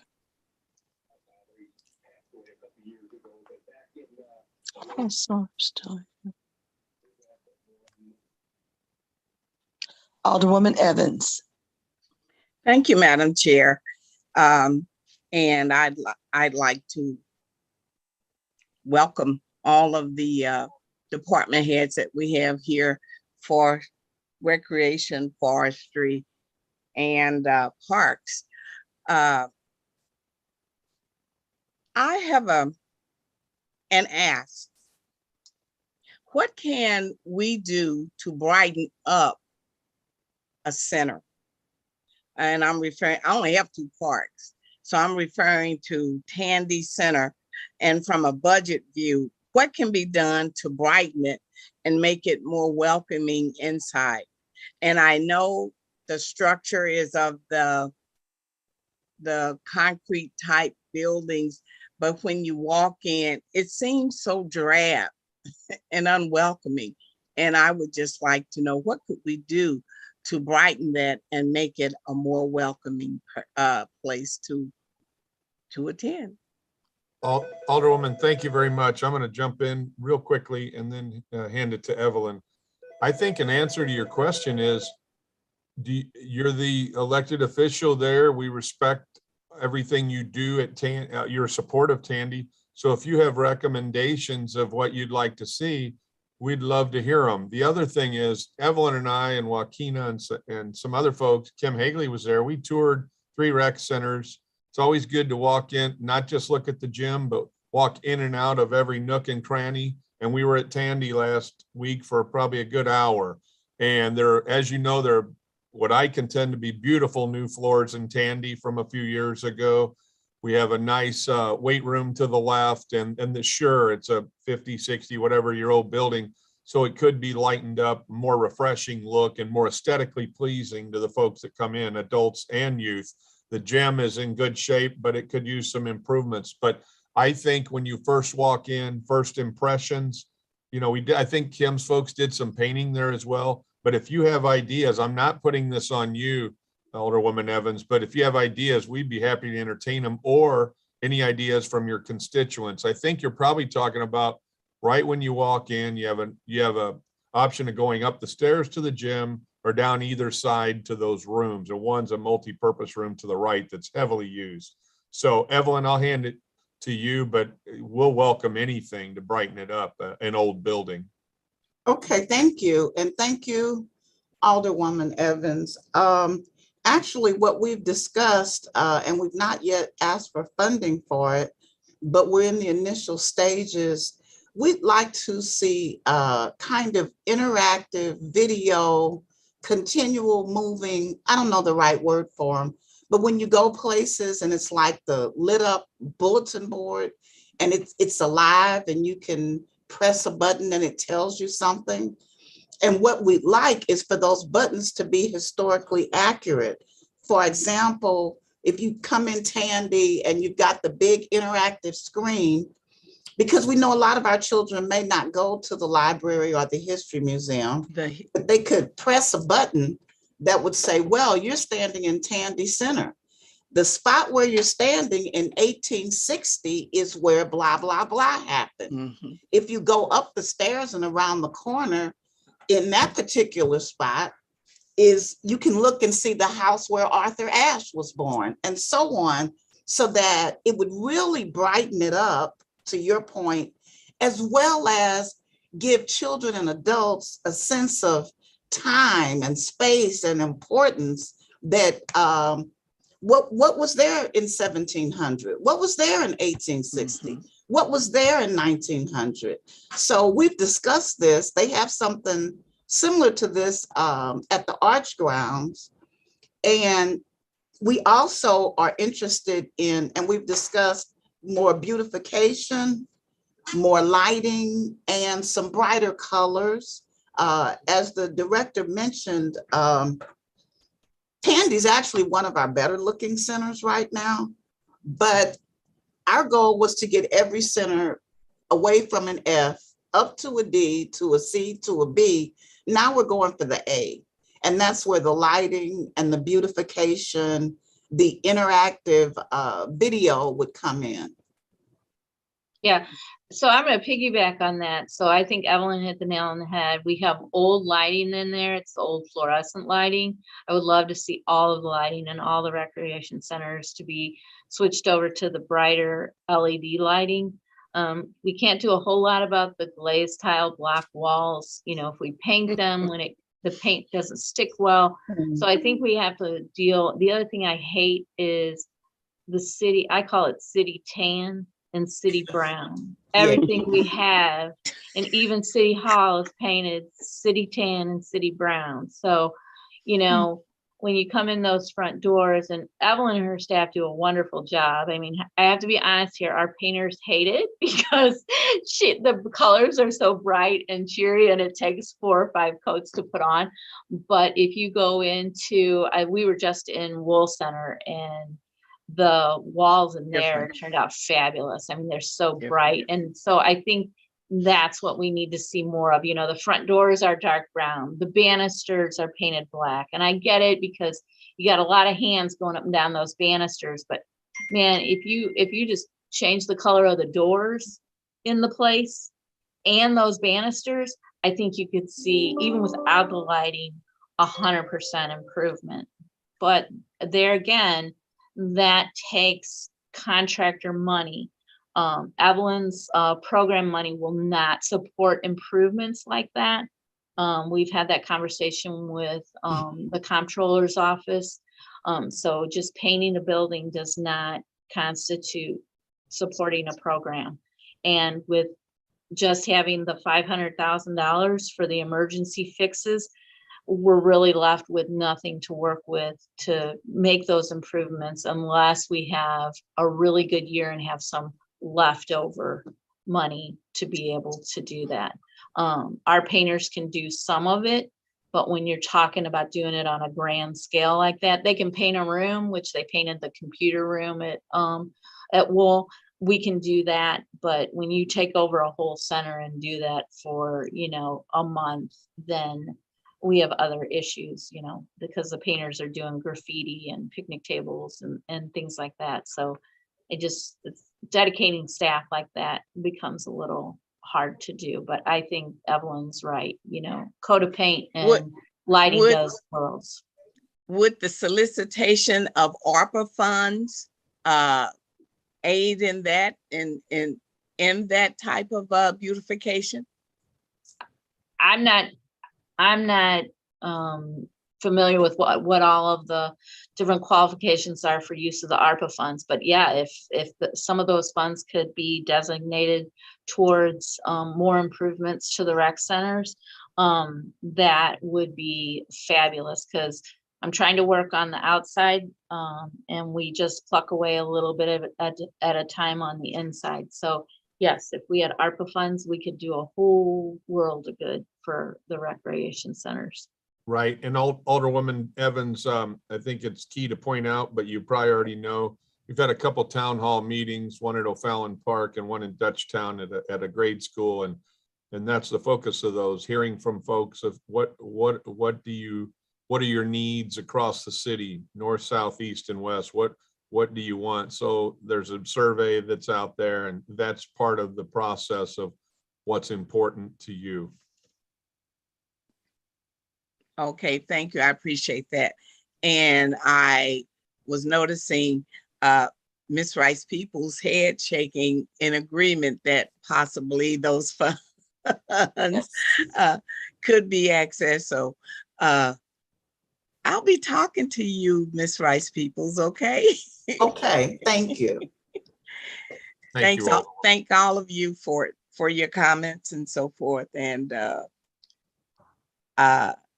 I feel good about this meeting. I turn it over to you, Madam Chair. All right, thank you.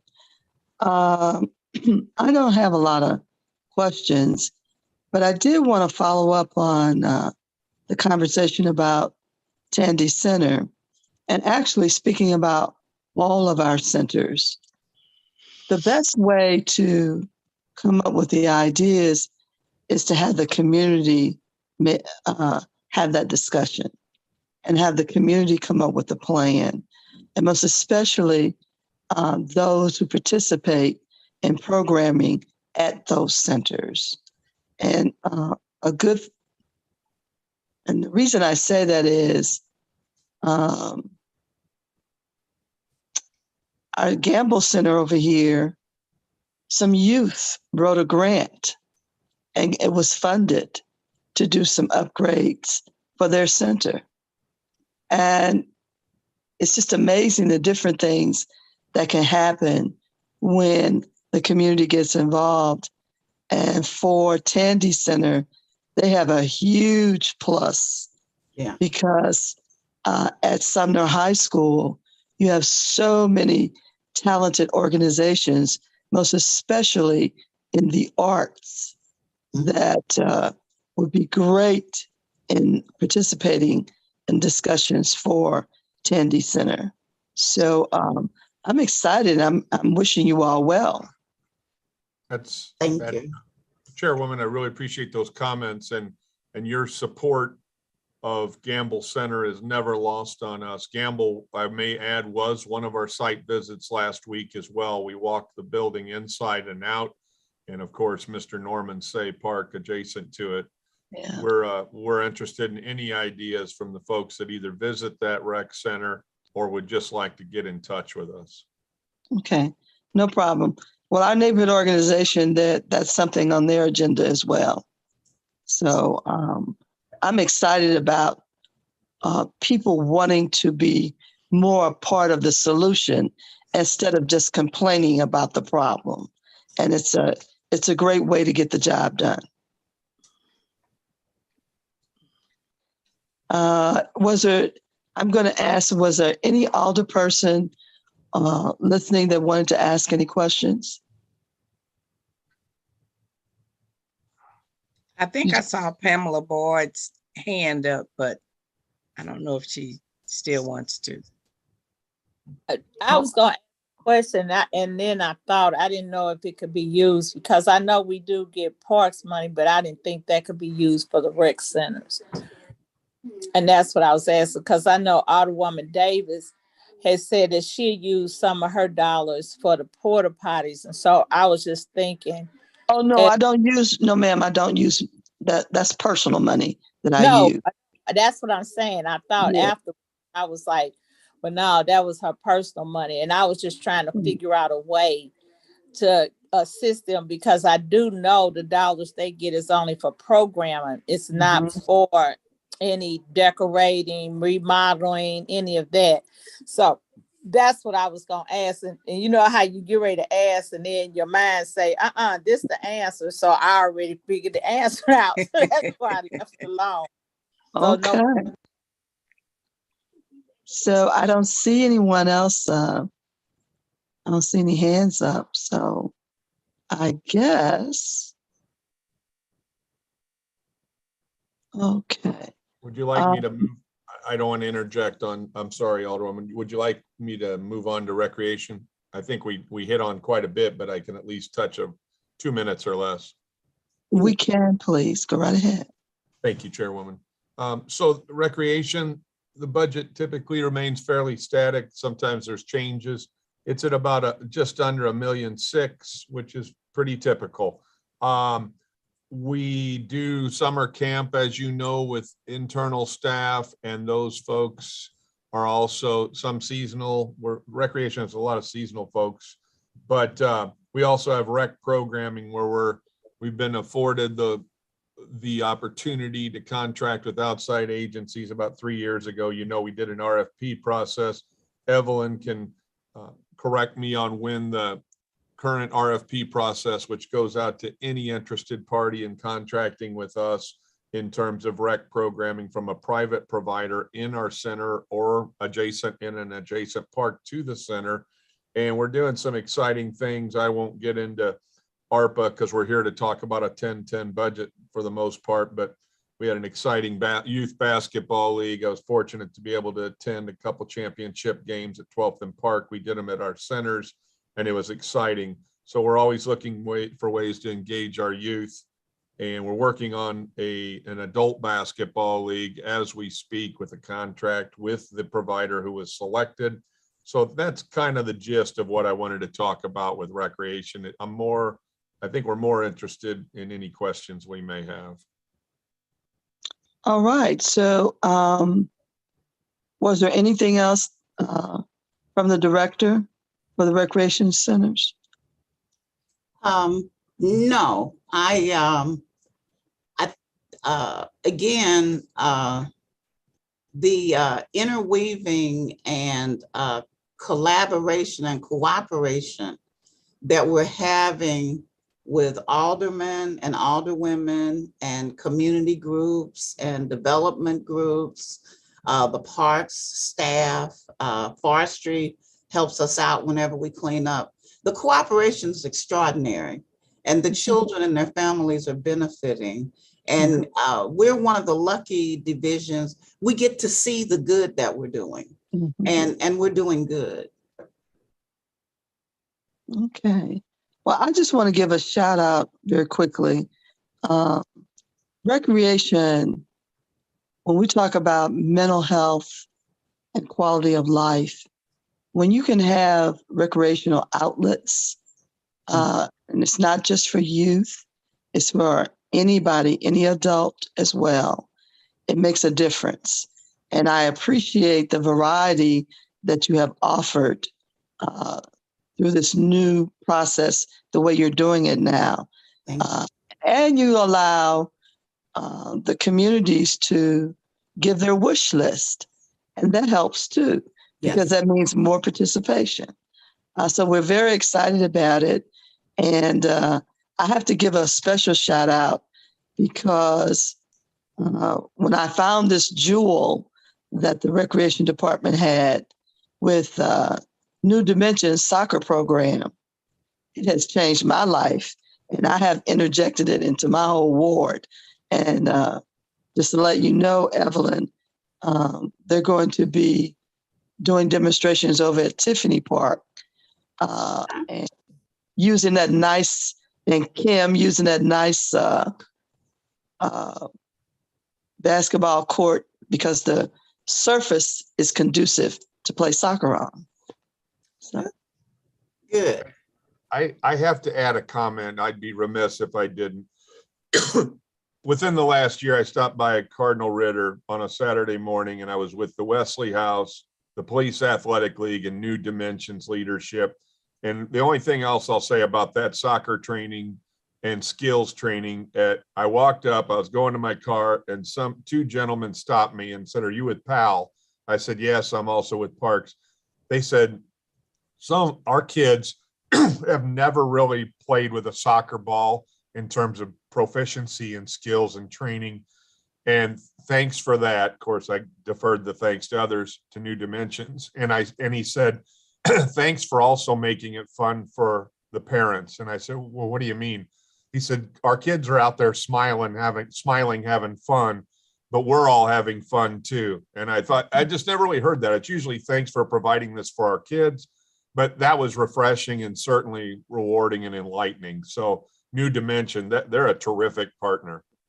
It is incredible because it's not just about soccer, it's about the families as well. And what is so interesting is we've gotten a lot of coaches from the families, most especially the women. I didn't realize how many women knew soccer that well. But of course, we have an international city here.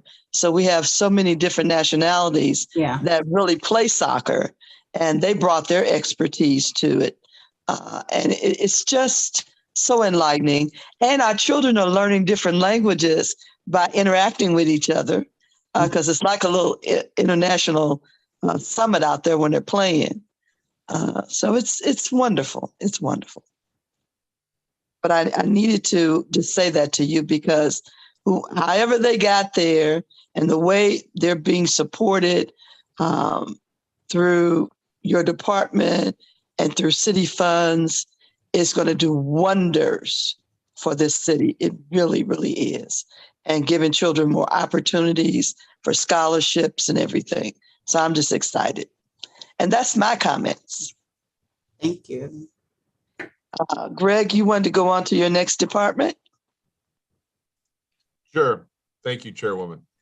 So, and then after this department, I think traditionally the other three, with all due respect to Brightside and Soulard, they're less talking points from me, but doesn't mean they're not equal. So forestry's at about a $9.3 million budget. That is definitely up from FY22 due to an influx of about $883,000 in account 5112. And that's our grass cutters, for lack of a better way to say it, our limited term utility workers. That, if in fact that money is in there and Alan can get the folks, that's 64 limited term utility workers cutting for 14 pays. And typically we're a 12 pay April through September. So it's an increase of about, their overall budget is an increase of just a little over $1 million. Their overtime remains static at 231,000. I always mention that because folks talk about overtime. We do contract services out. Alan currently contracts, and we did an RFP recently that Alan could allude to. We're always putting out, not always, but we put out RFPs in order to supplement what we need in staffing. We have a contractor that helps Alan with vacant properties, and he also cuts the LRA-owned Gatewood Garden Cemetery, which we're all familiar about on this call. At this point, I believe the only staffing addition Alan has in 1010 is for last 2 or 3 years, we've been trying to add an arborist. Now, you know, we have certified arborists on staff, and their official civil service title is urban forester. He's at 99 full-time positions. I believe he was at 98 last year. So we have an actual arborist classification.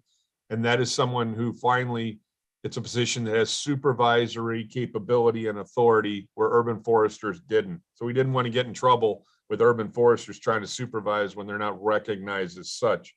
So it's somebody that can supervise our urban foresters, urban forestry assistants, and let our urban forestry superintendent focus more on field work instead of inspections, which are both very important. Those are my comments.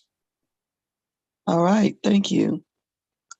Alan, did you have any other comments?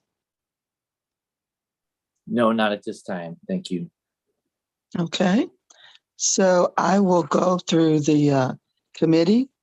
Alderman Boyd. Yes, thank you, Madam Chair.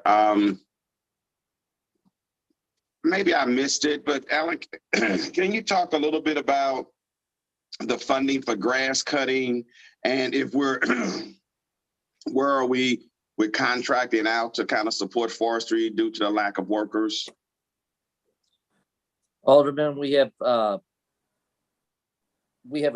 200,000 in our 1010 budget allocated each year, and that money goes to cutting. Like Greg said, there was a cemetery along Gravois.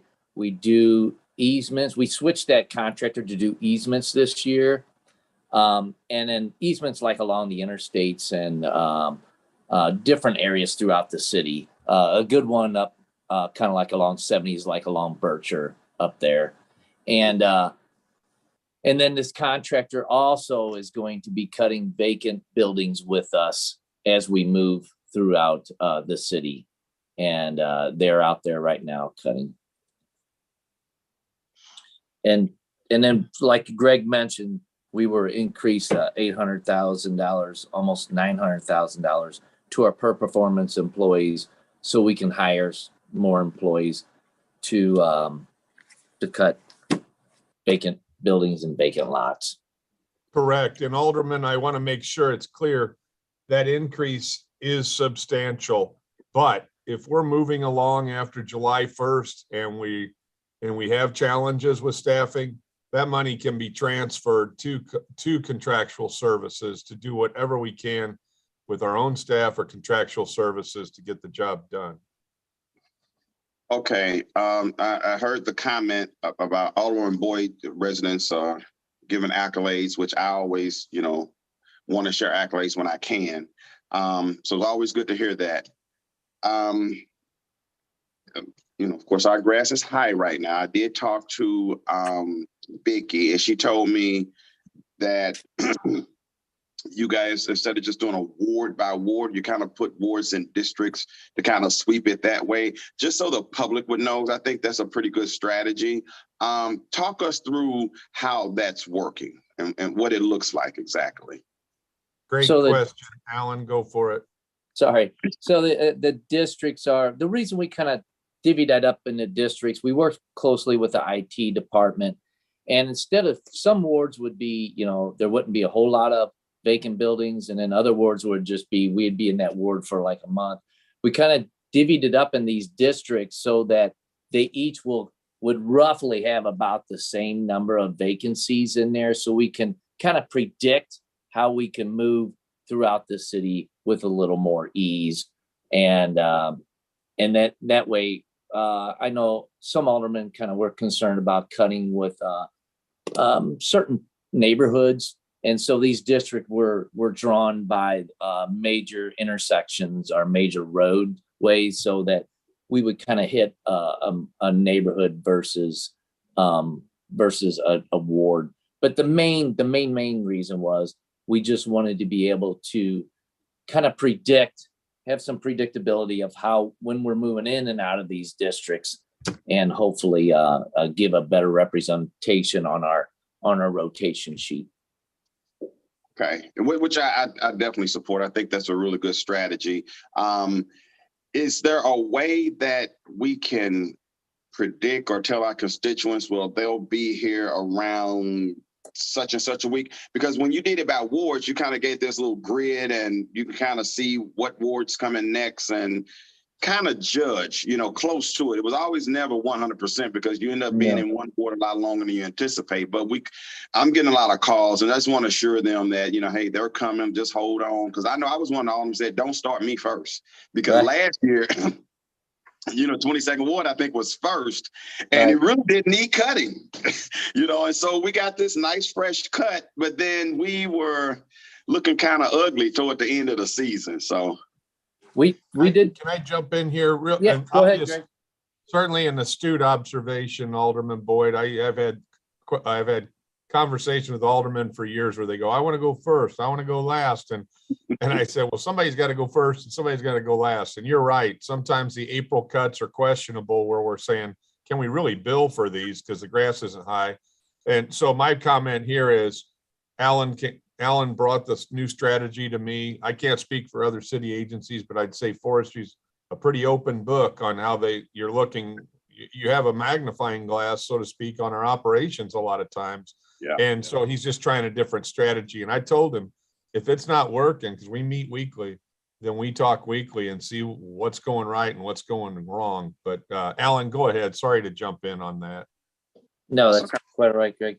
We did publish the rotation sheet, Alderman, and we were kind of holding back on that, kind of seeing how many individuals we were able to hire, how many employees. And so we did publish that, and I will make sure you get it a copy this afternoon if you haven't already. Oh, yeah. Would you send it to the whole board of aldermen, or maybe send it to the clerk? The clerk can send it out to everybody. That would probably be easier. I believe they do, but I'll double check that and see exactly who it gets sent to. Okay, because I haven't seen it, so I'm looking forward to it. So that way I can send it to my constituents, and they know I'm just not just making stuff up. So, okay, yeah. Thank you so much. And I always, I know you guys have a tough job. You guys in streets getting hammered a lot. And I really appreciate you guys. Just want to say that. I say it every year and I mean it. You guys, you go out there, you're dealing with poison ivy, you're dealing with, drug dealers that don't want you to cut the grass because they're hiding their dope in there. You deal with a lot of issues. And I really, I appreciate that. And I just want to share that with you. Thanks. All you guys do, every one of you. Thanks, Alderman. I can assure you our field staff members are going to be apprised of your comments. Thank you. Yes, sir. All right, thank you. Alderman Vaccaro has indicated he doesn't have any questions at this time. Alderwoman Howard. I just ditto the remarks the alderman from the 22nd made, but I would also like to ask if you could email that a list to us. I mean, it might be in our mailboxes, but we're working remotely again. So if you either email it to the clerk and he'll get it to us. Okay. Right. Everything Okay. goes to the clerk. Yeah. Thanks, Alderwoman. And nobody cares to hear about rain. If we tell you about rain, you're gonna say, well, I'm looking at the same rain you guys are. But yeah, Well, and we try I to fact. understand. I We understand. try to the rain factor is- in the unpredictability of inclement weather, but thanks. And I understand the rain has really inhibited. I'm getting complaints too, and I'm like, well, I haven't been able to cut my grass as I need to either. So I'm looking a little shaggy, but we got to roll with it, whatever happens. So thank you so much, and I appreciate your help. Thank you. Hold on. Okay. Alderwoman Spencer.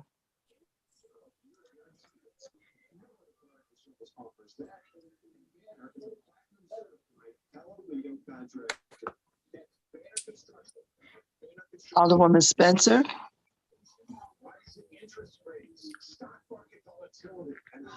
Okay. Alderwoman Boyd, you have your hand up. Yes, ma'am. The only question I have, because Alan and I have talked about this forever, it is and Greg also, the schedule. And so I hope the schedule that we get this time is more informational, because I was pulling my hair out because I didn't know who's on first or who was on second. And then I start seeing to be determined or whatever. So I just hope it kind of gives, and I applaud the supervisors, Damon and the young lady, because I always call Alan and compliment them, because they're on top of things. And so they kind of explained it to me. But if you sit in that cutting schedule and it's confusing, you don't have to give me that. I'd rather talk to the humans and get it from them, because I was all confused. Understand. Yeah, so thank you all for what you're doing. Alan is, as usual, he's my Randy and Forestry, Randy and Refuge, and he's my Randy and Forestry, because he can make things happen. And you'd be like, you don't even have the staff. And so Alderwoman Davis smiling, because I always think they just doing it for me. And then I found out, no, they do it all through the city. Everybody. So now I don't feel like I'm special though, but I just want to thank you all very much. Thank you. Good to hear, Alan. Thank you. Yeah. Okay. Alderman Oldenburg. Yes, thank you, Madam Chair. Alan, appreciate it. I had a couple questions around the contractors that we do utilize for grass cutting. It's around 200,000 in this budget. Is that correct? Correct. And primarily that focus is on easement, right of way, and or vacant lot cutting, correct? Vacant building. Correct. Vacant buildings. Vacant buildings. Okay. Yeah. The vacant lots are cut with tractors and they can move a little faster. The vacant buildings is our biggest challenge out there. Is that contract work ever utilized, and if it were to be increased, ever utilized for parks and or neighborhood parks? Is that something that would be a consideration, or is that operationally just something that Parks has Kim a has grass. contractors. Yeah. Sorry, Zooms are a little tough sometimes on that. I didn't mean to, Alan. Yeah, yes, Alderman, Kim has a contract with the same contractor. So yes, there's a contract for forestry with that scope of work, and there's a contract with the same contractor with Kim's scope of work. Great. Okay. But it's all coming out of that same line item of 200,000, or does Kim's have a separate line item for that? Okay. The latter, separate. Great. And what does that rest at, Kim, right now, that separate line item? You know, off the top of your head? Currently, it's about 150,000. We did up it to 400,000 in this budget. You'll see that line item 400,000 to get, and these are some of the larger parks that, well, we do one in North Riverfront Park, which is huge open space. And then we do St. Marcus Park, which is an old graveyard that really is a lot of handwork. And then we're asking for 2 more parks, River to Pear and Hickey up north. So yeah. Okay. Well, and Alderman, this may be for another day, but I have a high confidence level in saying it. Regardless of staffing, in regard to staffing challenges, we're always trying to think of creative, innovative ways to get the job done. So in the future, in the next budget year, if we have challenges, then there could be a proposal where our goal is to have city employees, number one, city employees, whether permanent and limited term. But if we ever have to look even further with creativity and innovation, then we may be looking, hey, why don't we may have to contract out our regional parks and get a cost on the contractor cutting our regional parks, or a smattering of neighborhood parks. I'm just throwing that out there so somebody doesn't say, why didn't you say it? It could be in the future, and it's not what we want, but we have to be creative to get the job done.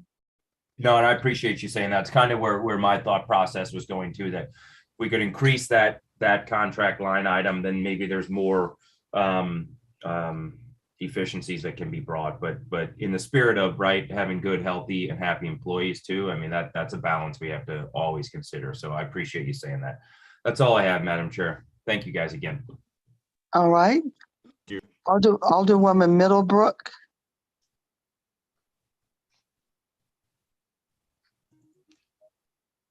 I think she had to leave.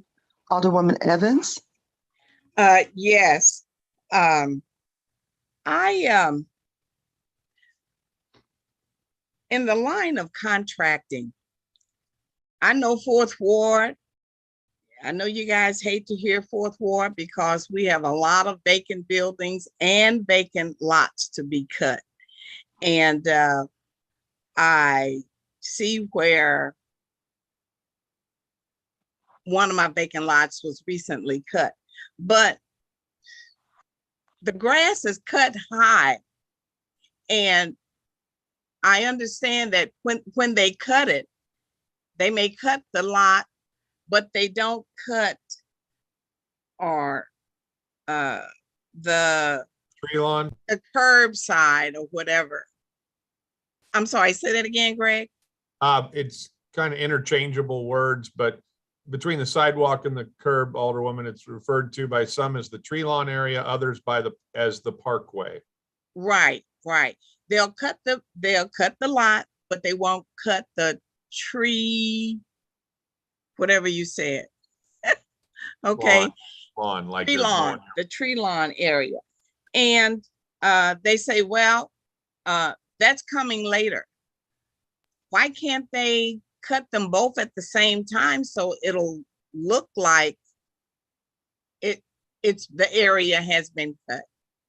Is that your format?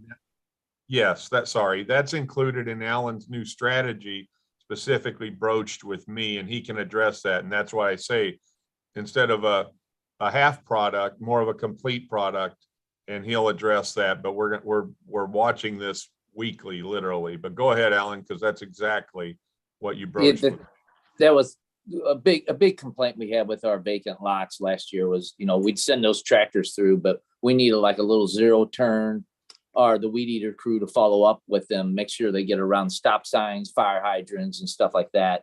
You can't just cut the lot and then leave that tree lawn, as Greg was saying, 3 feet high. So that we have a crew following up behind them quickly. I'm concerned about the lot that was cut in your ward there. I wonder if it truly was our crews cutting it. If you don't mind, if you could send me an email on that one, I'd like to follow up on that one, because I don't believe we're in that area right now, but I can double check that. But that's somebody cut it. I know, Alan, I'd call and thank them. Well, yeah, maybe that's what I need to do. Yeah, if I get that lot, I want to double check and make sure if it was our crew, they need to be back in there within a day or two to trim it. That's our goal this year. Okay, all right. Yeah. What else was I guess that's you say you're going to send us the rotational sheet so that we'll know when and what's being cut and so forth, because like I said, somebody had cut the grass, and it looked like maybe the city had done it. You think they're ahead of schedule, Alan? I doubt it. I doubt it. Yeah, it could have been a private owner cutting their lot. Yes, there's a lot of you'd be surprised how many when you drive around how many people are out there cutting grass. Yeah. And different entities or church groups sometimes and just volunteers out there. Which we have no aversion to that. Okay, and also this is a particular problem that I have, and I'm going to name a street. It's on the Newstead corridor, and they've got a lot of tree lane boxes with trees in them, and you've got grass growing up out of them.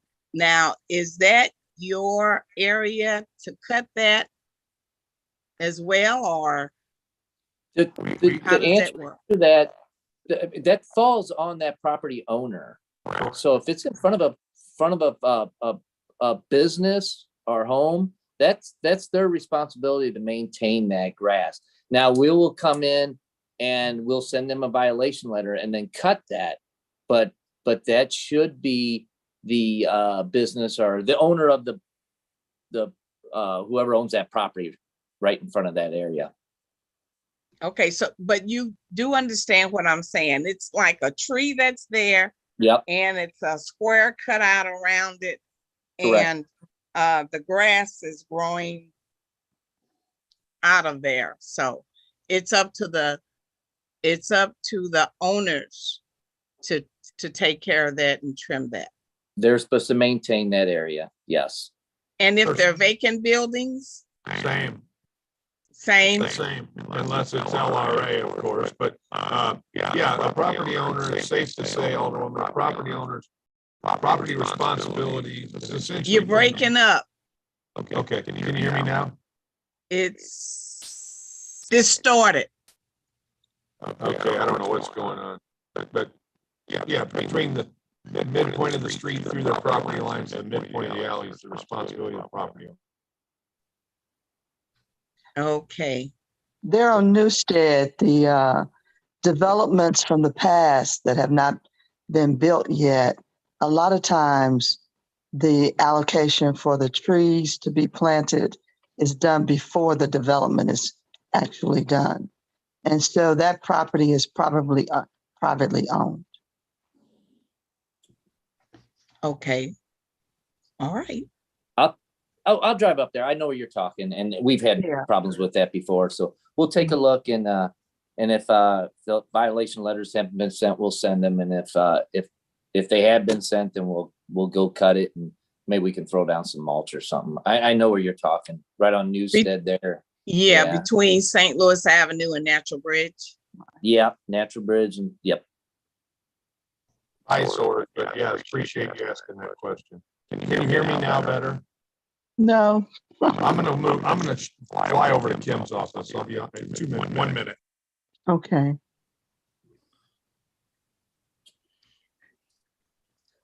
Okay, I think that's all that I have. And I guess if I have any questions, Alan, you know I'll call you, right? Yep, you'll be calling me. I know.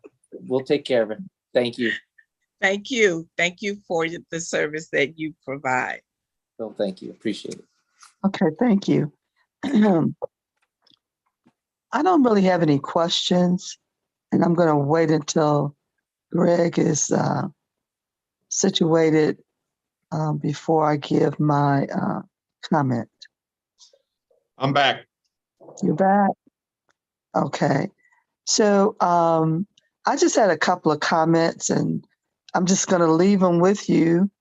You all can work them in wherever if you feel comfortable with it.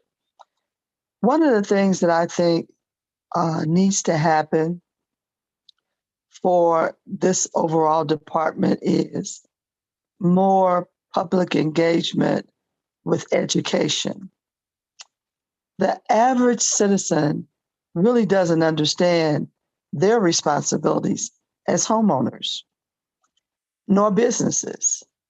And they also don't understand all of what you do and the massive tasks that you have.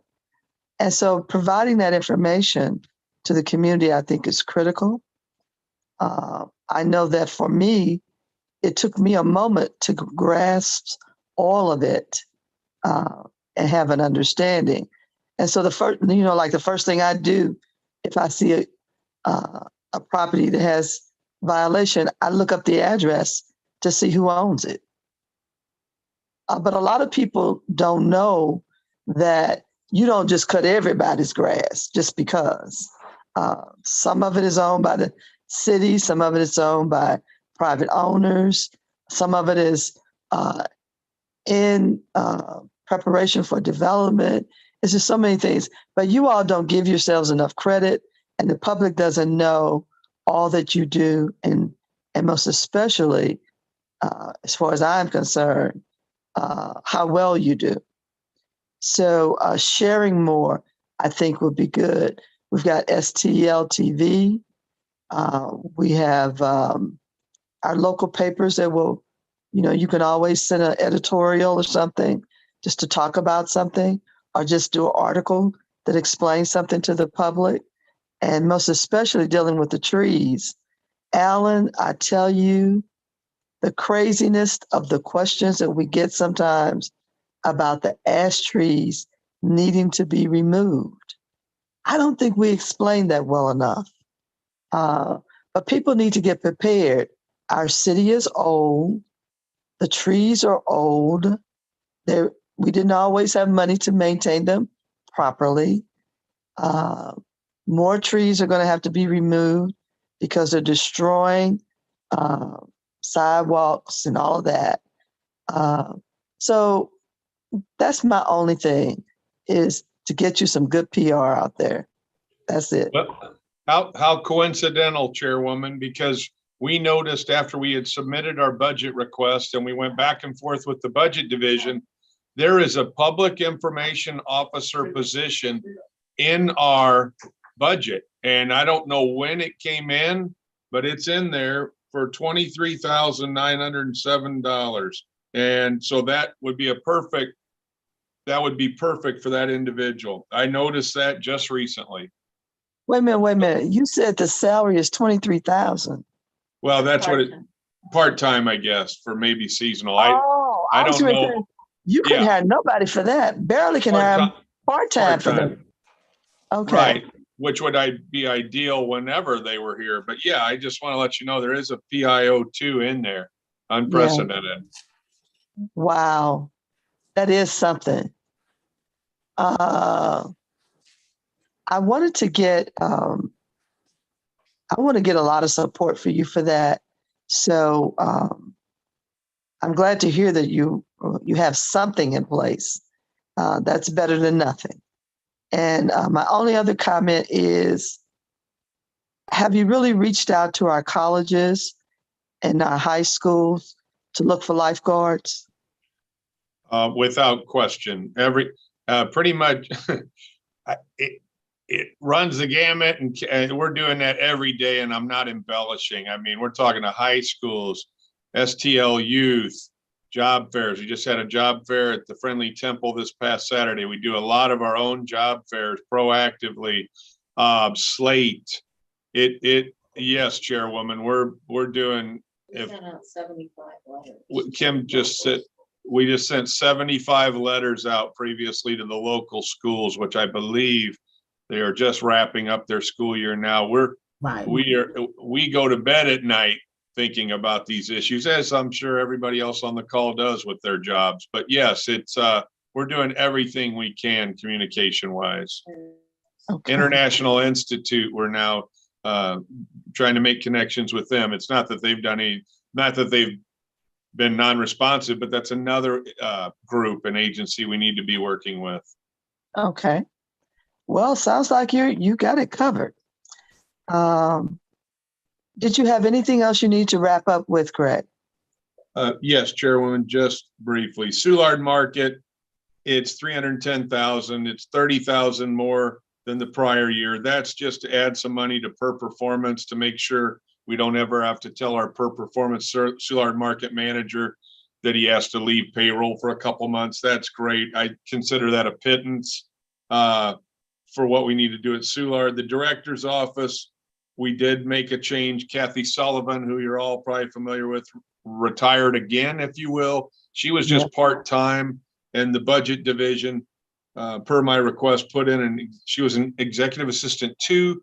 I now have Tracy Hoare hired as an executive assistant 1. So I finally have a full-time assistant there. And then finally, Brightside, $373,000 budget. That's fed at the CBDG money, and that's about an $11,000 increase, thankfully. Mary Lou and her graffiti and recycling education team, they do a good job.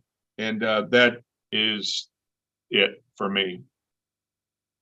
Okay. I'll go quickly through the committee to see final questions or comments. Alderman Boyd. No final questions or comments. Okay. Alderman Vaccaro. No, I made my statement. All right, sir. Alderwoman Howard.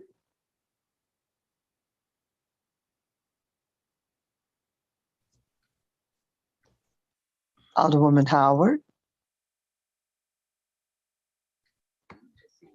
Okay. Alderwoman Spencer.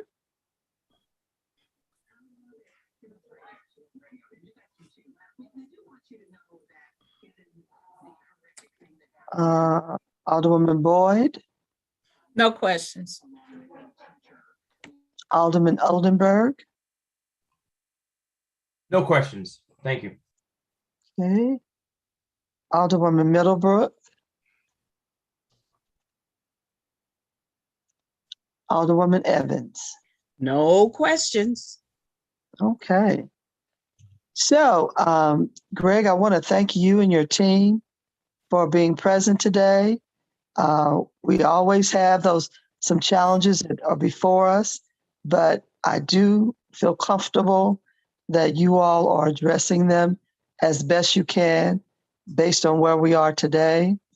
I do believe as we move forward with allocating ARPA funds, we will be able to send some additional assistance your way. And if for any reason there's anything that I can ever do, this is one of the departments I believe really makes a difference. We can build new houses, we can open new businesses, but again, it's that quality of life to have a park or a recreation center, and one of the things that I like you've been doing is the meditation gardens. It's just so much that we can do to, make communities better. So I thank you all, and hopefully things will work out for the best for everything we talked about today. Chairwoman, I extend the same thanks to you and your fellow committee members. Quality of life issues are in high demand every year, and I'm glad you recognize those. And I'd also like to thank all of our staff members for working very hard with the city at heart every day. So I think we're all on one team, and that's certainly fun to work that way. I appreciate everything. All right. Well, thank you very much. Feel free to sign off. Committee, we will quickly go through the balance of the agenda. We have no resolutions before us. Is there any item of discussion that is required by any committee member? Please feel free to go ahead and speak.